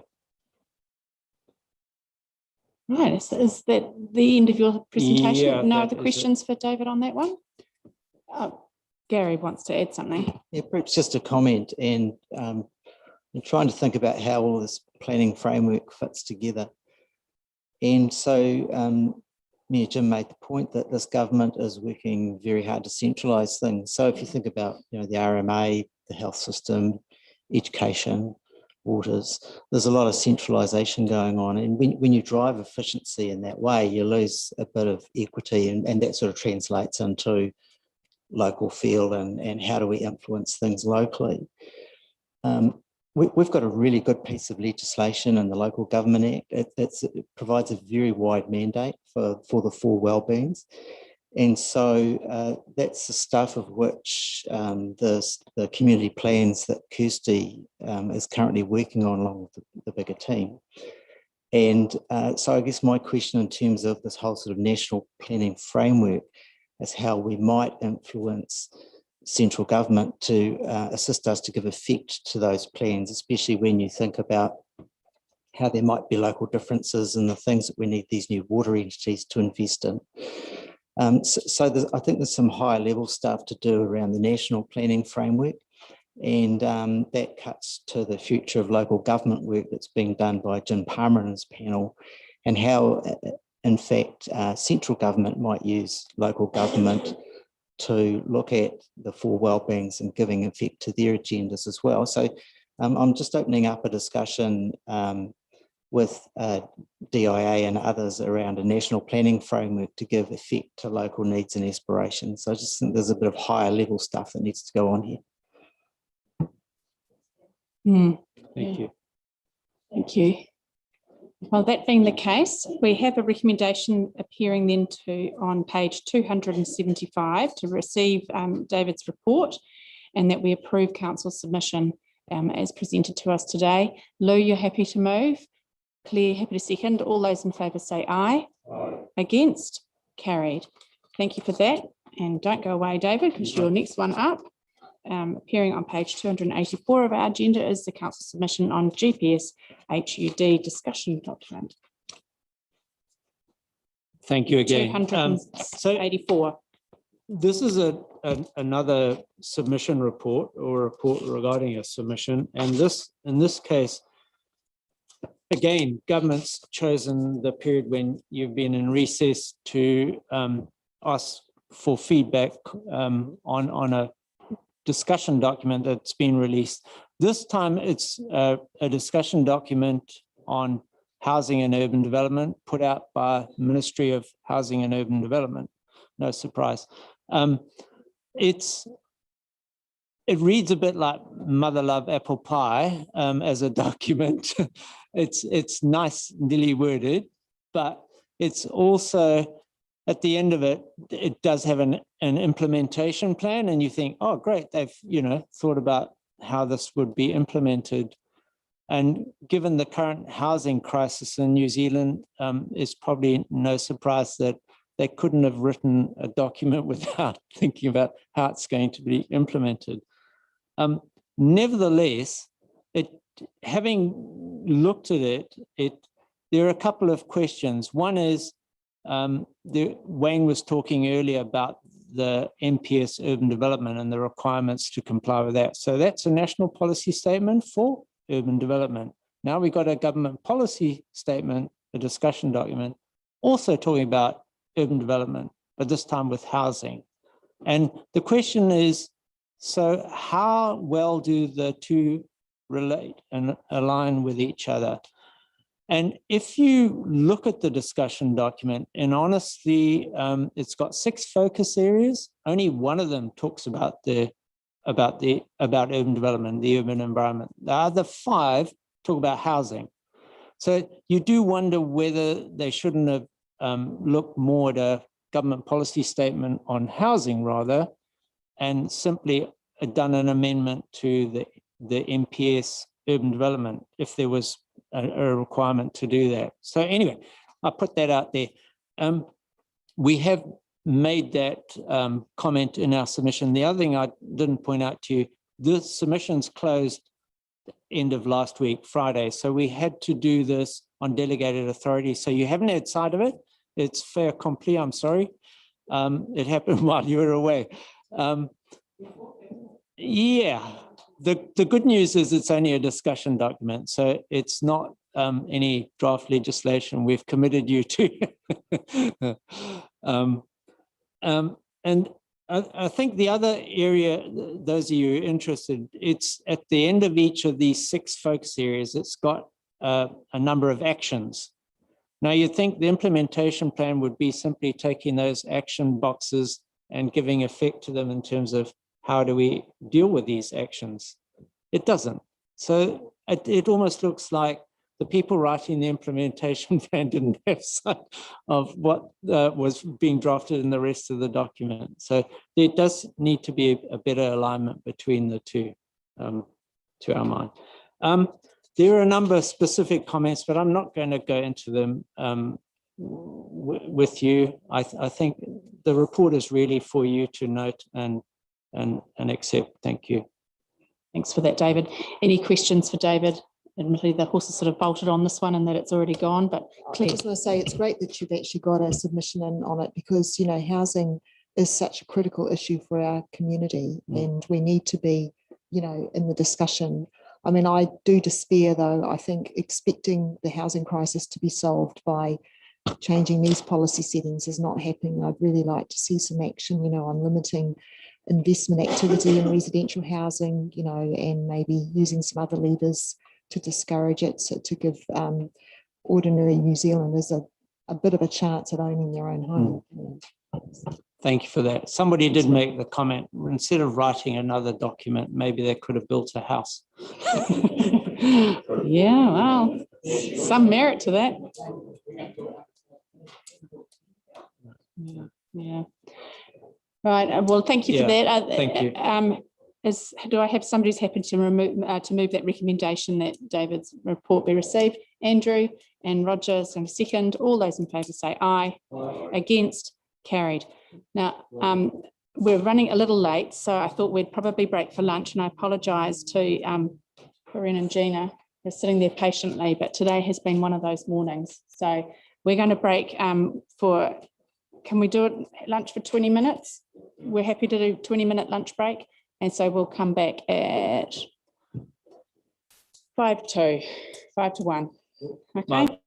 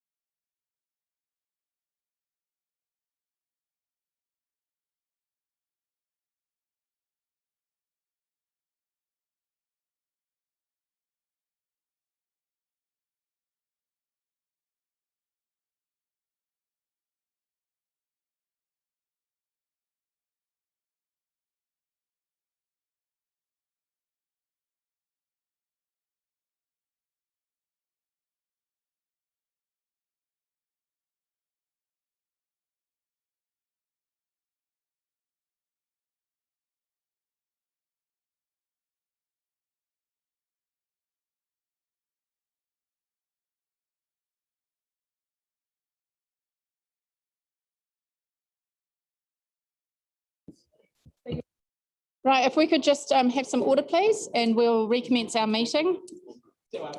The first report or agenda item up after our lunch break is that of the an update on COVID-19 recovery. So we have Gina and Corinne here. Would you like to come and talk to us about what you've been up to? Thank you for being patient, by the way. It's significantly later than when you were supposed to be here, so well done, thank you.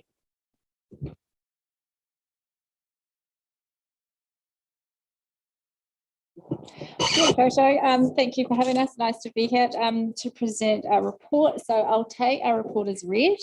Everybody has had that. So I guess just to talk a little bit more detail around this, of note that we have now received the 5th accountability report for the funding that we allocated through the COVID-19 recovery fund.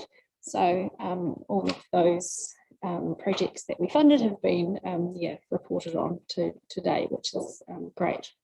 So obviously we are halfway through our 18-month contract, and to date Karen and I have obviously spent a lot of time out in our communities building relationships, and as I'm sure you all understand, this role is predominantly because without those relationships, then obviously we're not going to be able to get the outcomes that we're after. So from here, we have actually obviously in the report it says we have kind of obviously separated now into our own areas of work, which is great for both of us, but in saying that we are staying loosely across what each other are up to, obviously for that continuing relationship, continuing the relationships that we have built and are building. I'll talk to what my particular focus is obviously in Kihikihi, and that's pretty exciting. I'm really loving being in that community, and there's some amazing people in there. So obviously, time is the key thing in there. The community is really diverse, and spending a lot of time trying to pull those groups together. So working closely with the Kihikihi Residents and Ratepayers Committee, with the school, with other little organisations within the community that are focusing on projects and have been doing so individually for a long time. So and really mindful that there is a real cross-section of people with really different understandings around the importance of engaging mana whenua, the importance of our commitment to the treaty, and those kinds of things. So working really hard to kind of pull those groups together and to enable the ones that don't have a particularly good understanding, opportunity to be able to understand the importance of that, especially with our view and our commitment as an organisation. So that's been great, a really cool learning opportunity for me too in that space. I do feel like I have my head around it, but to be building my knowledge of tikanga as well, and taking that community along the journey has been great.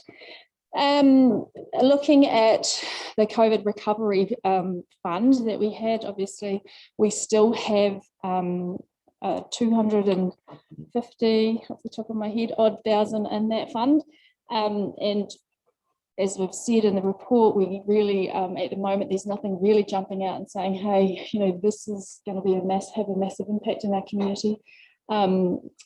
So I would like to see personally, and this is just me, we don't know where we're at, obviously, with the world. We were thinking that Australia was in a really good position and Japan was in a really good position, and suddenly, which feels like overnight, they are not. So my thought around that would be just to sit and really hold space with that money, unless we come up with something pretty amazing. My thought would be just to sit tight for a minute, see sort of what's around the corner, because we really don't know, what areas we may need to support. And if that happens, it's obviously going to happen really quickly. So so that's just my thought with that. Can I just make a comment on that? Yeah, for sure. With the economy and damn good shape, really. I'm worried about getting too involved and taking the responsibility away from WINZ and central government.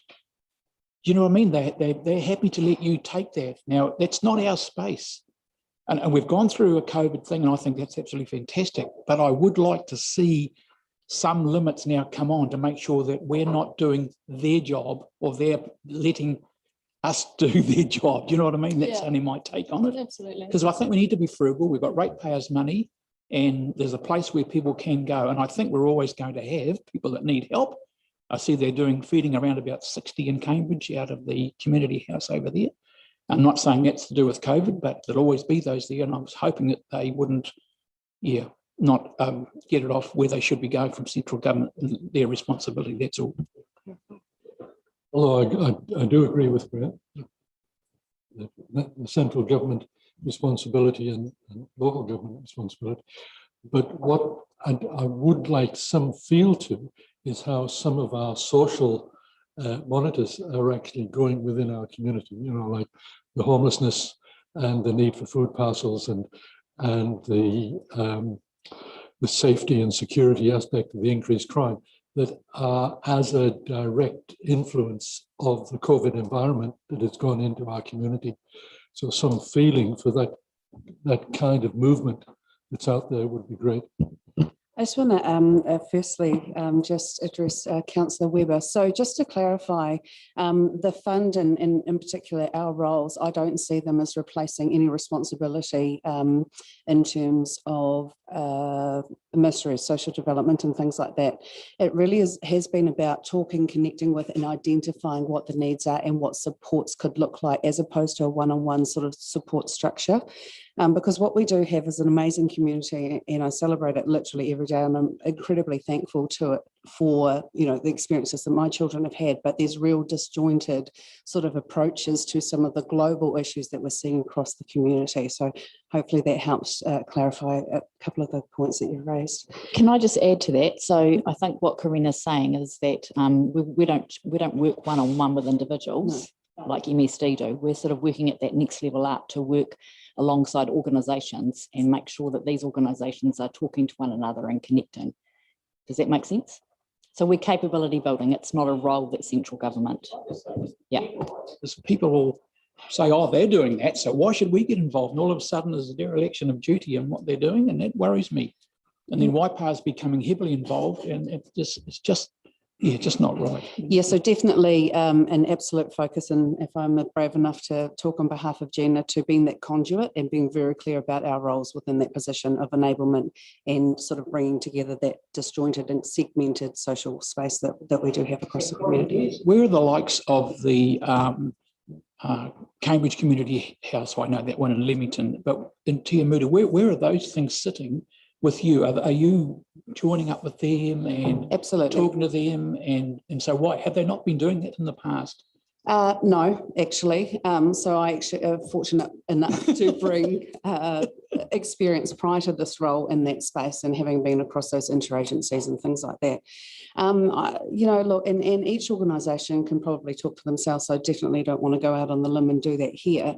But it's a really complex space. It's a really a space that is not well understood in the larger community in our region, and the challenges are daily. So the complexities of that is they can by default actually mimic the sort of environment that they're working with themselves. So that's probably as much as I'll say there. But having said that, though, really buoyed by how welcomed we've been in that space, and the meetings that we continue to be involved in, and the conversations that I had over coffee or at formal meetings and informal meetings. So definitely reiterating what Gina was saying, it's a work in progress, but we definitely do have wonderful and great relationships in those spaces to help them identify the areas for need. Because if you would ask me, is that being done? I would say no, actually. So helping support them with that process is what we're doing. Them have approached iwi like Tainui for a contribution to help through the situation, because we're always looking for that extra money, and it's just an idea, that's all. I certainly can't speak on behalf of the organisations or Tainui. I do know that Tainui definitely does have a presence here, so that's probably as far as I would go on that one. Liz. Hey, look, firstly, to both of you, thanks for the work that you're doing. There's probably something in my discussions with many community groups, your names always come up. So you're engaged with them, and I think that's exactly what we wanted to see, you know, out of this, out of the created roles. Hey, so look, as we saw in the community services report, we are seeing increased vandalism, and there's no question that we're seeing a whole bunch of ram raids, which never used to feature in any of our towns, I don't think. But since COVID-19, we are starting to see this kind of activity, and it's really concerning. I know that the chambers of commerce are worried. I know that retailers are worried. And I do believe that there is a direct link to COVID-19. These things are starting to happen more frequently. And the police have certainly indicated that's what they are observing as well. So one of the things I think would be helpful is for us to consider the use of our CCTV cameras across the district. We know we have some shortcomings with them. That we've had some meetings lately, and there are some shortcomings. So I agree with the stance where, hey, we may not be out of COVID, you know, there may still be some issues around that. So happy to, I guess, take a little bit of a breath. But as we are getting vaccine rollouts and there's a massive jump, you know, I think we're going to be, I think the targets now are much higher since we've got these community centres out there doing it. But sometime before Christmas, I think that if that money is still unallocated, I think a focus should be on our CCTV cameras, because that's where our community is probably feeling the most vulnerable, I believe. I think we really have a great hand on and engagement with a lot of our different community organisations, but for me, there's a shortcoming with our cameras. Our police don't have the footage or the ability to perform their role, I think, in terms of trying to, you know, stay on top of, some of our ability to be able to, you know, through the courts and things like that, because our cameras aren't really doing the job. So I'll happy, take other comments, but yeah, I just think that that's somewhere we should be focusing our attention. Thanks, Liz. Lou. And then Phil. I actually agree with the Deputy Mayor. I've had a personal experience with this, because often the police arrive at the RSA and are using our cameras for identification, because the local cameras just don't give enough detail. We had a ram raid at the right next to our RSA at the dairy at the top of town there just a little while ago, and they used our cameras because the definition was a lot better. And that's the really critical thing. I've got friends of ours that actually sit and watch the cameras and are part of the team that does the surveillance, and they find that detail is one of the key issues that they have. You can count cars, but you really struggle with car number plates or identification of physical features. So I do think this is quite a good issue. It is a community issue, and if we have definition, we can actually look at some of the social disorder and disbehaviour in our main streets and our main areas. But at the moment, we just cannot actually identify that. So I think that has good merit. Roger. Yeah, I totally support Liz, and I think that is one of those effects that we're finding from COVID, which is probably hidden in our society, and why we need some form of metrics against which we can see whether we're building out of it or whether we're actually at that level in the under society or whatever. It's digging itself deeper in. So can you think of incorporating maybe some of those metrics in your reports when we're coming through in future? But I certainly do support Liz's suggestion that perhaps towards the end of the year, we look towards that CCTV coverage that we need, which is quite important for our communities across the district. Yeah, sorry, just with the metrics, we had those figures yesterday. As of the first of this month, 95,000 people in the whole of New Zealand had 2 injections for COVID. Okay, so it's less than 4%. So, and they're rolling it out now, but it has been very slow. So we We responded quickly.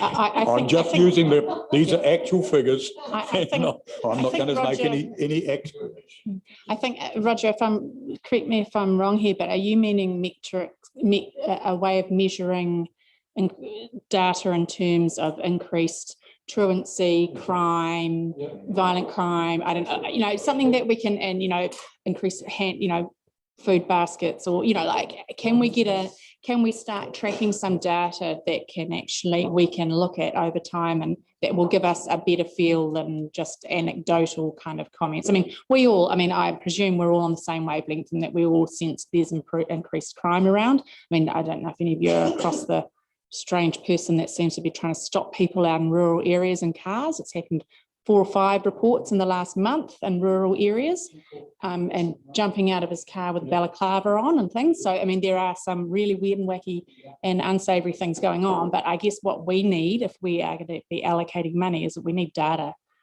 to actually be able to say with great confidence that this is potentially money well spent on something that's connected to a COVID recovery space, I guess is what I'm saying. And look, just to add to that theme, we know that I think we're going to start seeing a real skills shortage out there as well. And we already know in our primary industries that that's already happening. So what is that doing to the mental wellness of employers? So our dairy farmers, our fruit growers, our horticulture, there might be hopefully some data around that. I don't know. It's like Farm Strong. They'll know about what their contacts are with, from people seeking help in the rural community. Like employers as well, because it's not just the rural areas that are going to be seeing those skill shortages. Could I just take out something else? And it's really about the information supporting your report. Like we talked about metrics, obviously, but I'd really love to see some direct feedback from the people that you're working with, that they can see that the funding that they've received through your help, or the support that you're giving them, is actually making a difference. Because at the moment, we just got a report that you've authored, and we don't have anything else, because it's pretty important to me to see that we're having people that you're working with saying, we think you're doing a fantastic job, this has made a big difference, or we can see that this is an area that's going to become really important. I noticed that you've got the youth councils on your list of things. And I'm not sure whether or not that's something that's going to be developed, working just with I don't know, the youth that you're aware of. Like, is that proposal going to come to council to workshop too? Because some of us around the table might also have some ideas of how it might work, because it has come up, like civics education has been raised through LGMZ's remit process as well. And I think it is quite topical. So I'm interested to know, what role councillors will have in shaping that proposal. I wonder if you want to respond to that, perhaps in line in terms of the discussions that we've had in the meetings with the Mayor. That might be a good segue. Yeah, absolutely. So it's in the early stages. We've met with a group that are really keen to get this established, and then from there a presentation was put to Jim, Mayor Jim, and Susan was a part of that as well. So that group has now gone away to sort of I guess tidy up, for want of a bit of a phrase, to sort of align their thoughts, and then to come back to us with what that next step kind of looks like. So, and then there would definitely be involvement with council from that step on. It's my understanding. I'm right with that? That's their comment, and I suppose it's sort of flowed on from the fact that the original youth council, which relied on the head students of the 3 high schools, was really only a small segment of the youth in their district. They're only there for a short period of time. It wasn't really working. So a proposal coming back that we can look at and tweak, I think, is a really good step forward. Important issue. So yeah. And I just think with the key to with that group is we talk youth, but it's not just college, like it's not within that secondary school age group, it's older, so it's quite a widespread. So we're getting a cross section of a community, and potentially that will create like a sustainable model. So we've, instead of having, like Megan was saying, just your head students that are only in that space for a year, this we're hoping will create longevity with the council. Phil and then Hazel. Thank you. So I wanted to just go back to the conversation about the cameras. This crime thing's not a new thing. And we shouldn't be just putting it all on, it's all to do with COVID. This is why we put the cameras in 4 or 5 years ago. So there was lots of crime going on there and ram raids going on there. And when we were on the community board, we advocated for it along with other people and more police officers as well. But the police said last week at the meeting that when you get good technology, it really does make a difference and brings the crime level right down. So that's their feedback. I recall, no, Hazel. Mine is kind of like looking ahead a bit as to where the roles might take us. And the fact is, I think that we've got to look at is that we haven't seen the end of COVID. In fact, I think you'll probably be looking at a complete new health lifestyle for the world. And when you look at how quickly the new whatsits have spread through China, through England, and yet we're opening up our borders. They're trying to work out how we can open our borders, so there's more to come. So is that kind of a little bit of, when you're working with the groups, that you might be putting into place to think, okay, if this happens again, what are we going to do, and how will we make it easier for our communities to actually live with that? That's something that remains at the forefront of our thinking, given that was the entire reason why we came on board. So a couple of bodies of work that I'm dealing with at the moment, probably to Councillor Gordon's point, all of the numbers and probably the data that we will add to point taken the next report, we're tracking upwards, and conversations are being had about how we can do something tangible to help in that space. I think part of that is about taking our community with us. We're really fortunate to have an amazing community, but there are some stories and some realities out there that aren't understood across the board. So within the last couple of weeks, collaborating, particularly in the food space, with Dr. Bex Graham, who did a thesis on food security, contacting Auckland City Mission, Go Eco in Hamilton, Waikato Regional Council. So being that conduit, that's the kind of examples in the spaces that we're working in. And so the idea is to actually, bring everyone that is working in the food space across the region, obviously, whether it be food banks, whether it be, you're buying your packs, your sort of like meals that we're now got at bridges, churches, bringing them all in and being a bit more strategic in that space. So that's one thing that I see being of benefit, regardless of what's in front of us, that continuity and everyone sort of knowing what to do should we find ourselves there. The other one that I'm specifically working on is we've got our community houses screaming out for mental health support, and this isn't anything new. It's not something that, if you were to go into another pocket of the country, is, like not heard of. But actually getting into that political space and having reached out to a local politician who is in government to say, hey, look, I need you to actually create the segue with the GHB for us to have that conversation, because the numbers, like you say, are actually tracking up. So it's actually advocating and creating those conversations and actually identifying that need and making sure that we are doing what we can. So it's that kind of work, and we could sit here and talk about lots and lots of examples, but things that are going to be great for the community long term, but being mindful and respectful of none of us know what tomorrow might look like. I think it's great that you've acknowledged that there is a real challenge in that mental health arena. And as you know, my family is quite deeply involved in that. But interesting to say that you've actually got those metrics and you've been aware of the metrics in there. Would you be able to share with us outside of the meeting and let us know what the metrics are like currently and whatever trends you're seeing? Good idea. Can I just talk back to the Back to your report, the Ed. CCTV Oh, yep. cameras? So I've been involved with that. Obviously, been working across the road, had a look at the system a couple of times, and I agree that it is a massive thing for our community to feel safe and secure in the environment. But I think we need to be a little bit mindful that it's a community.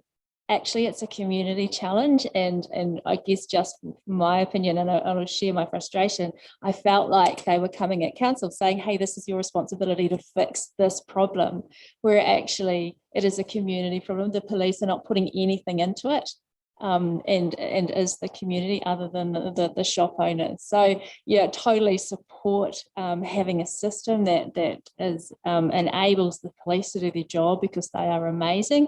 But for me, our focus is to try and get the other parts of the community on board with this as well, because personally, well, as I sit in this role, I kind of go, hey, look, is it actually 100% council's responsibility to be providing that?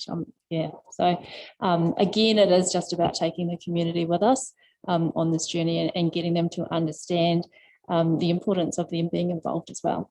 And I guess, and I'll just sort of continue with that a little bit. Yes, that, you know, that is a big part of it, but it's also, is that the ambulance at the bottom of the hill? You know, so we, a big focus for us is around that youth space too.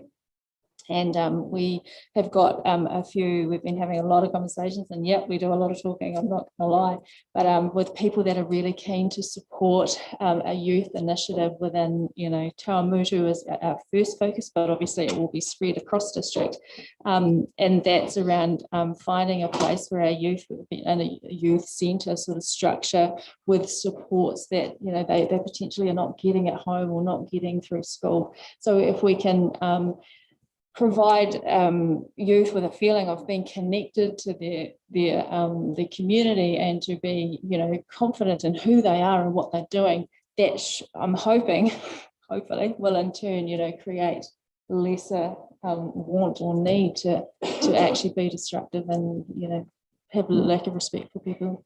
Yeah, no, I wholeheartedly agree with what you said, and I recall some years ago, not this council, but the previous one, we dealt quite comprehensively with some CCTV discussions at one point, and all of the academic study that came from and the data around the use of an application of CCTV actually there was never any uptick in increase of solving of crime.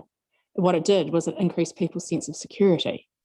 So I think when you're talking about trying to get to the crime before it's committed, that has more longevity than, I mean, it's belts and braces a little bit too, of course. It's not a totally lost cause, but I guess it's important to be aware of the limitations of that CCTV arrangement, and to do both. It's a dual approach probably is going to be more meaningful long term.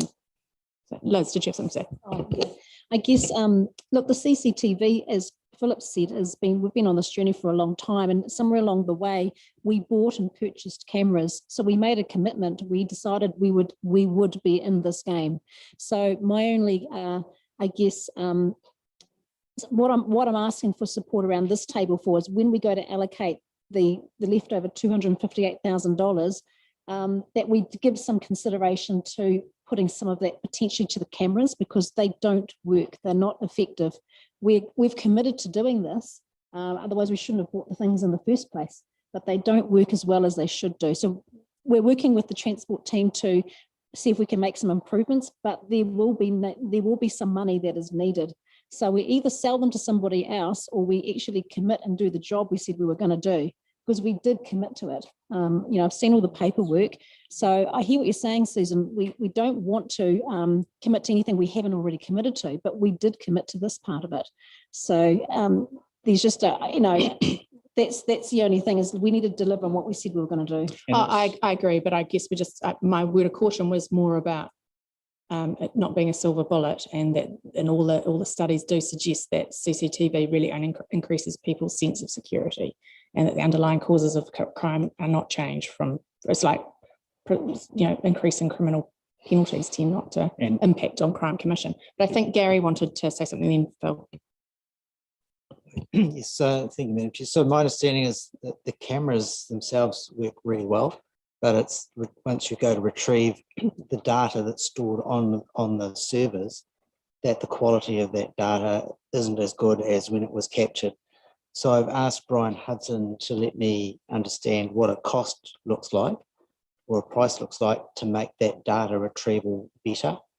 But to Gina's point, this really does need to be a whole of community approach because people are putting their hand out and not coming forward. So we've got some work to do on identifying a work program to fix it, and then to take the community with us on that journey of fixing the problem. Gary, through you, Madam Chair, we had camera suppliers who would not tender for what council wanted. And their last words were because they are not purchasing the correct ones and, quote, it was going to be a total failure. Now, we should have listened to that. You never get your best options going out for some low beat up tender. You've got to do a lot of homework and make sure they're fit for purpose. And the contract in that should have said when we purchased them, if they weren't fit for purpose, then they supply an upgrade in some sort of form. And we would have had that security without having to go back and double dip in the damn thing. Philip. Thank you. But losing my thought of it. But at the time, that was some of the technology that we did have that was available.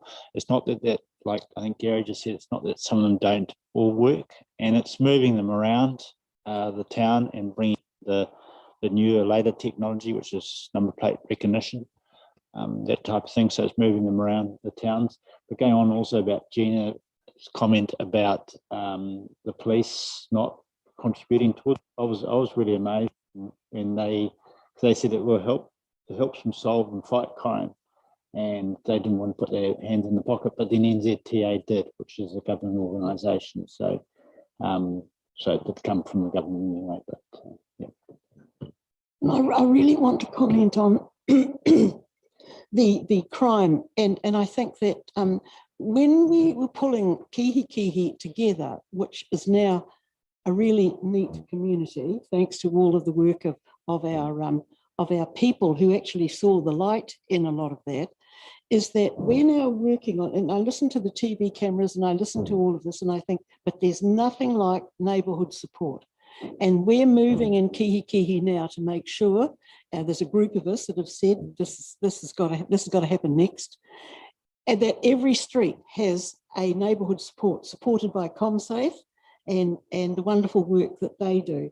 And I think that that's probably why we are not seeing, because the whole community is now aware of what it is that we need to do, but how do you go about it and how do you do it? So that's the plan.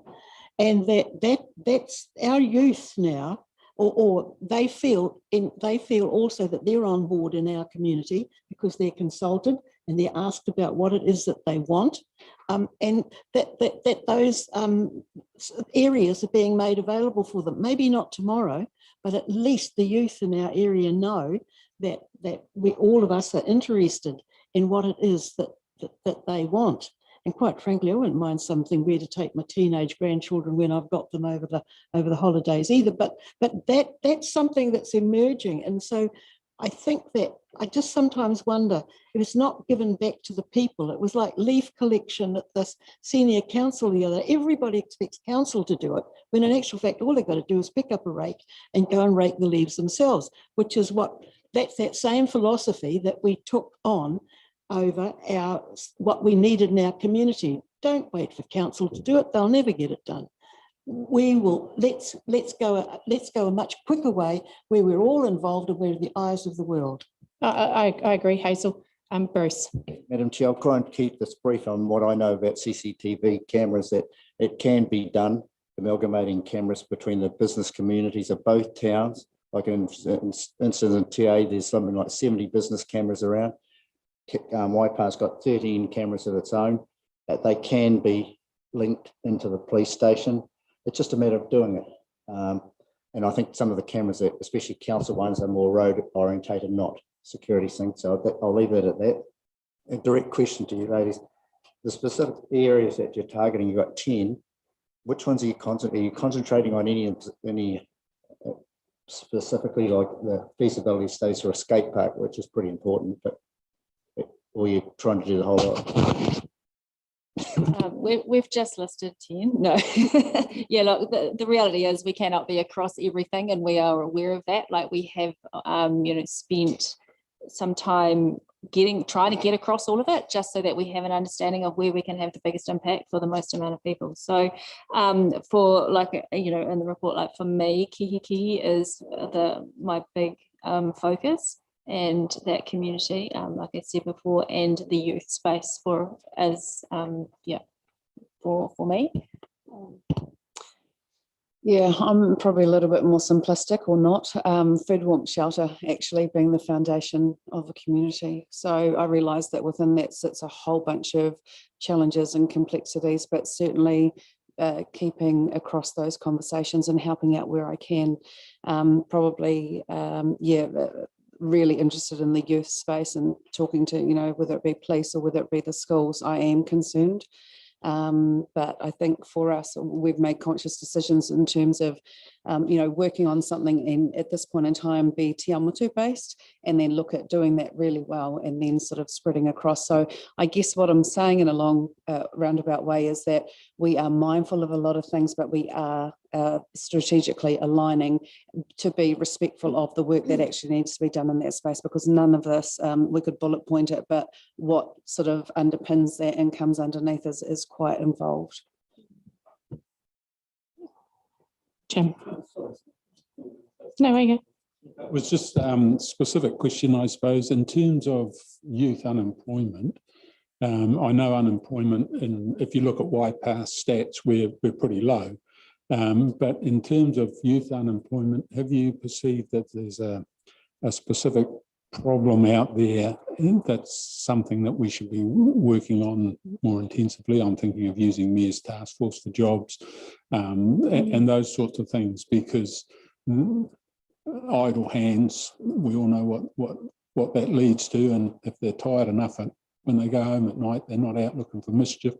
So, but look, just getting people a good start in life and working is really important. So if there's an issue out there that I perceive, it's getting people into meaningful employment, and that helps not only the youth, but also the employers out there that are crying out for labour in various areas. So yeah, do we have a handle on that at the moment? Yes, I've met with MSD and have talked with Monica around the new model that they're working under now, which is pretty exciting. And she quoted that they are filling 60 or taking an average of 60 people off the benefit in Te Awamutu a week and putting them into employment purely through the new model that they're working through. So they're not about now handing out funding just to everybody. It's like, okay, so we'll work on a CV, we're working with employers and offering benefits for them to employ people that are on a benefit or potentially going on a benefit. So as far as your youth numbers go, I can't give you a youth number. That is across the board here in our community. But again, we go back to that the basic things that we've talked about before that are restricting our youth in a lot of forms is driver licensing, the ability to put CVs together, and being able to access the necessities to be able to make themselves employable. So trying hard to work with the college around supporting, creating some supports within that space as well. So I'm sorry, I'm just going to go back a minute to what both of you just said about your main focus areas personally. And both of you mentioned a geographical area, Kihikihi and Te Awamutu. I'm from Cambridge. I'm a little bit concerned to hear that, because I do know that Cambridge has also got its problems. So I'd hate to see our resource that is supposedly district-wide being focused from your own personal points of view on Kihikihi and Te Awamutu. So please give me an assurance that that's not actually the case, because if it is, then I would be really concerned. All right, assurance coming right up. Apologies. Look, being from Cambridge as well, my particular lens is across the district, but obviously identifying that there absolutely are challenges in Cambridge and have a particular focus on Cambridge. Apologies. Thank you. Look, thank you very much, ladies. Is there any other highlight that you need to cover for us in your report, or how do you think you've covered everything pretty thoroughly? I sense we've talked it to death, quite literally. No, look, Gary's going to have the last word. Why, thank you. So just want to finish off or cover off the CCTV issue. Look, my understanding was the specification was driven by NZTA providing the infrastructure, focusing on monitoring intersections, number plates where appropriate. So this is a different task we're talking about in terms of community safety, identifying people, identifying things to a greater degree of detail. So what I'm asking the staff to do is, can they advise me whether the data retrieval can be improved? Can it be integrated with the existing business cameras? And if so, the cost to achieve that, and we'll come back to you with a report on that. Yeah, the initial brief was never around traffic, and I think I don't know, I was never on that group, but I know Philip was. The intent of the project was always around crime and prevent and being able to, yeah. So nothing to do with traffic. The traffic side of it came in much later. NZTA came in much later. Yes, and my understanding was NZTA came in with the funding source, and so that tended to be the it was the criteria for traffic because it was a funding source that dictated the quality of the data retrieval. But look, if you leave it with me to find out, can that data retrieval be improved? Can it be integrated with existing businesses? And cost. Are there any other questions you want to answer? No, I'm happy with that. But I just know that there's a real tension between the original CCTV advisory group and the fact that NZTA came in and kind of took over and ended up compromising the project. So I just wanted to be sure. Going back to the original purpose. But NZTA did come in right at the start and matched $1 for $1 with council. They put 100,000 council and then they matched $1 for $1. Yeah, projection on the maintenance cost of $1,900 or something like 80,000 a year for since going. I could be wrong, but check on that. It was a big figure there. That's where you get it. I think Gary, the other Gary Knighton has something. He's been looking over here, desperate to add something. You'll need a camera, a microphone. Sorry. So I think the group started off with the submission to the 2015 LTP, or it was around that time, which council gave some funding to. I was a member of the group at that point. It emerged a little later that in discussions with Brian that he was thinking of a CCTV camera for transport as well. It seemed like a logical thing to put the two together and get a system that could serve both purposes. And then a large part, I think a lot of the camera locations that we've got were originally derived from the original advisory group that was set up. So, yeah, the point we're at the moment, I think is something Gary said, we need to go back and have a look at why it's not doing what we thought it was going to be doing. So that's kind of the appropriate place, but look, it's going to grow as well. There'll be more people looking for more locations, so it's important to get that foundation sorted now. But it's not NZTA's fault because they weren't ever involved in the room at all. It's just that they have offered a subsidy for CCTV. Just to clarify that. Ryan my service delivery and told us that in Cook off the Leamington High Level Bridge, which is a choke point that has to be monitored because we're still got heavy vehicles going there, and Cook Street Shakespeare is not picking up any identification on the vehicles. Now that should be getting rectified. That's what we want. It's a good thing to have two choke points in a town because you actually eventually get the criminal coming in there. And I mean, the other day they never got, they couldn't pick up the number plate of that ute that was doing ram raids and what have you. So Graham, that has been rectified. There are two new cameras on the high level bridge. that has been sorted. Brian found some extra money. Yeah, it's just every other camera that doesn't fulfill its obligation. Okay.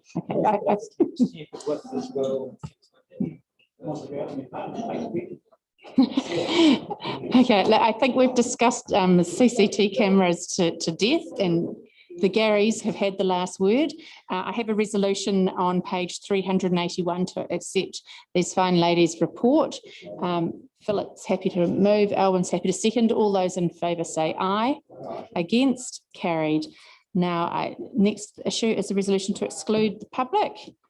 Do I have somebody happy to move? I'll move that from the